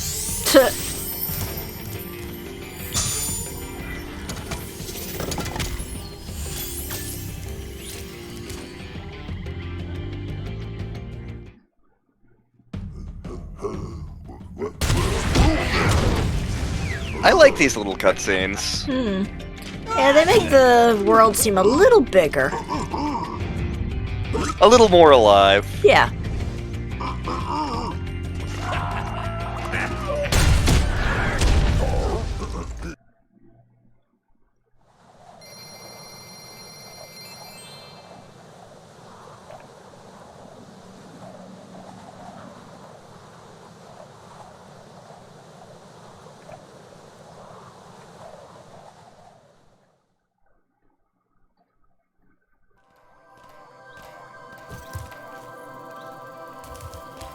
Let me just think here. Let's see. Let's see. 1, 2, 3, 4, 5, 6, 7, 8, 9, 10. Okay.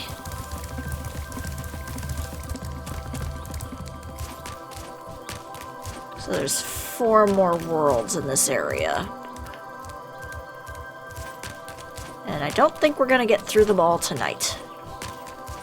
No, it might be good to find a stopping point soonish. Yeah, this might be a good stopping point, actually, now that I think of it. Okay. Since we can just literally go to whatever we want, whenever we want, so... Yeah. We'll probably be going back to Breath of Fire next week. Yeah. Again, this was more for my mental health than anything. Hi, Sparks. Hi, Sparks. That's right, buddy. This was super helpful. Oh, I love you too, buddy.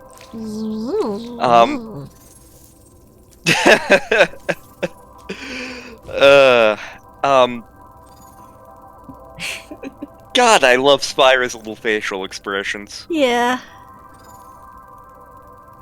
Let's see here, shoutouts. A new symbolism and lore video came out today by our good friend, Lorelei on Cyrenia Studios, which I'm pretty sure I'm pronouncing wrong. She is going through another one of the major arcana, and it's fascinating. It's... If you're into mystical things and how it's used in literature and popular culture, my god, go and watch it. It's fantastic. Let's see here. I know that, Cool, Dork, Hayden, and a couple other people were working on songs for the Mario Galaxy package yesterday. I contributed precisely 1 word. They damn well better not give me any songwriting credit. Lantern taught us the word for fire. We should say that he helped. No, you shouldn't, because any idiot with a Spanish dictionary could have given you that. But yeah, that is coming along. Still a lot of work to be done on that, obviously, but they're working hard and they are awesome and we love them. Yes. Again, as always, shoutouts to Adric for the mod and the other stuff Adric does. Yep. Shout out to Yorkshire Raven, because we did a ton of videos with him this weekend. Yes, we did. I may be super fired, I'm not sure. But between the 2 story times with Lantern... Although, to be fair, the one of them is Anna's new favorite thing on the planet. like, she took the time to DM me and be like, oh my god, I love this. Can we just have you narrate all the things?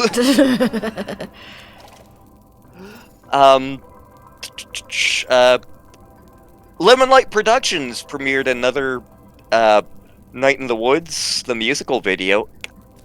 How many of those do they have left? Like, Yeah, that's a question. I need to ask Jay that, just because I feel like they've gotten most of them at this point. I mean, obviously, then the big spoiler-heavy stuff at the end. Yeah, that's true. There's definitely story bits they have not hit in the musical, so I guess... Maybe... Yeah, I may just ask them that, just because I've legit lost track. I'm also really curious about whatever their next project is, especially because I've been going for as many of the definitively wrong guesses as I can. Well, like any guess that I'm like, that that could be plausible. I'm like, no, don't guess that, don't guess that.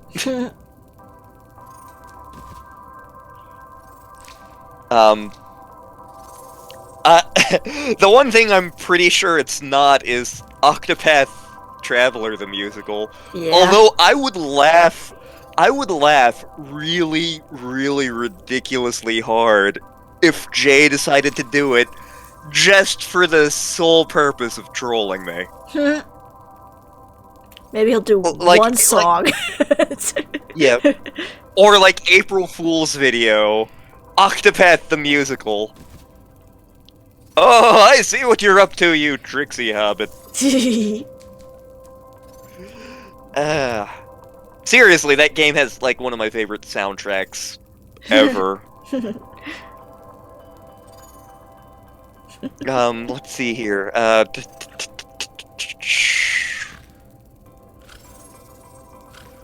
Once again, stay safe out there, everyone. There's a lot of uncertainty out there right now. Keep washing your hands. If you don't have to go out, don't go out. Yep. I know it's scary out there, but just hang on, folks. Yep.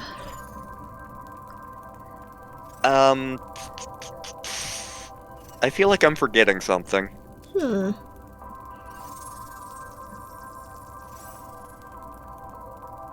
Not quite sure. Dragon Quest I, the musical.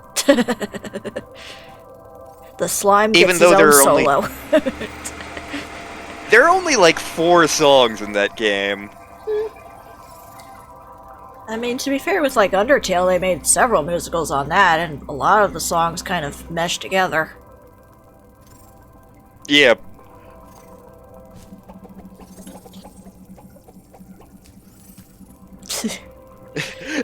During the quarantine, Toby Fox manages to get Deltarune finished, because what the hell else is he going to do? I couldn't go outside. Here you go.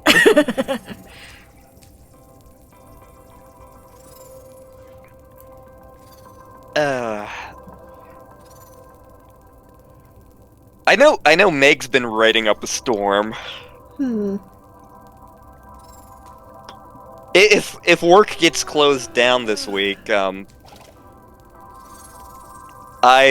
may end up writing up a storm, depending on how bored / crazy I get.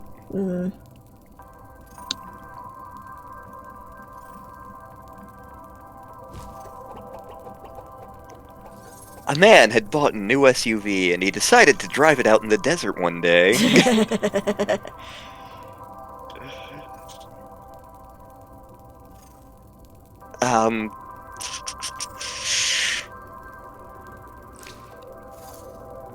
Anything else we really need to hit? I feel like I'm super forgetting something. I don't know. I can't really think of anything. That's the thing. I think we covered all our bases. Okay. Well, for now, good night, everybody. Thank you for coming out to watch this. If you're watching this later, thank you for watching it later. Yes. This was a nice little calm stream. Yep. Still Yet another Yeah. yet another video of Lantern just ranting about random things for like 2.5 hours. Just a nice little casual Landstar stream. Yep. Where we talk about everything but the game. Yep.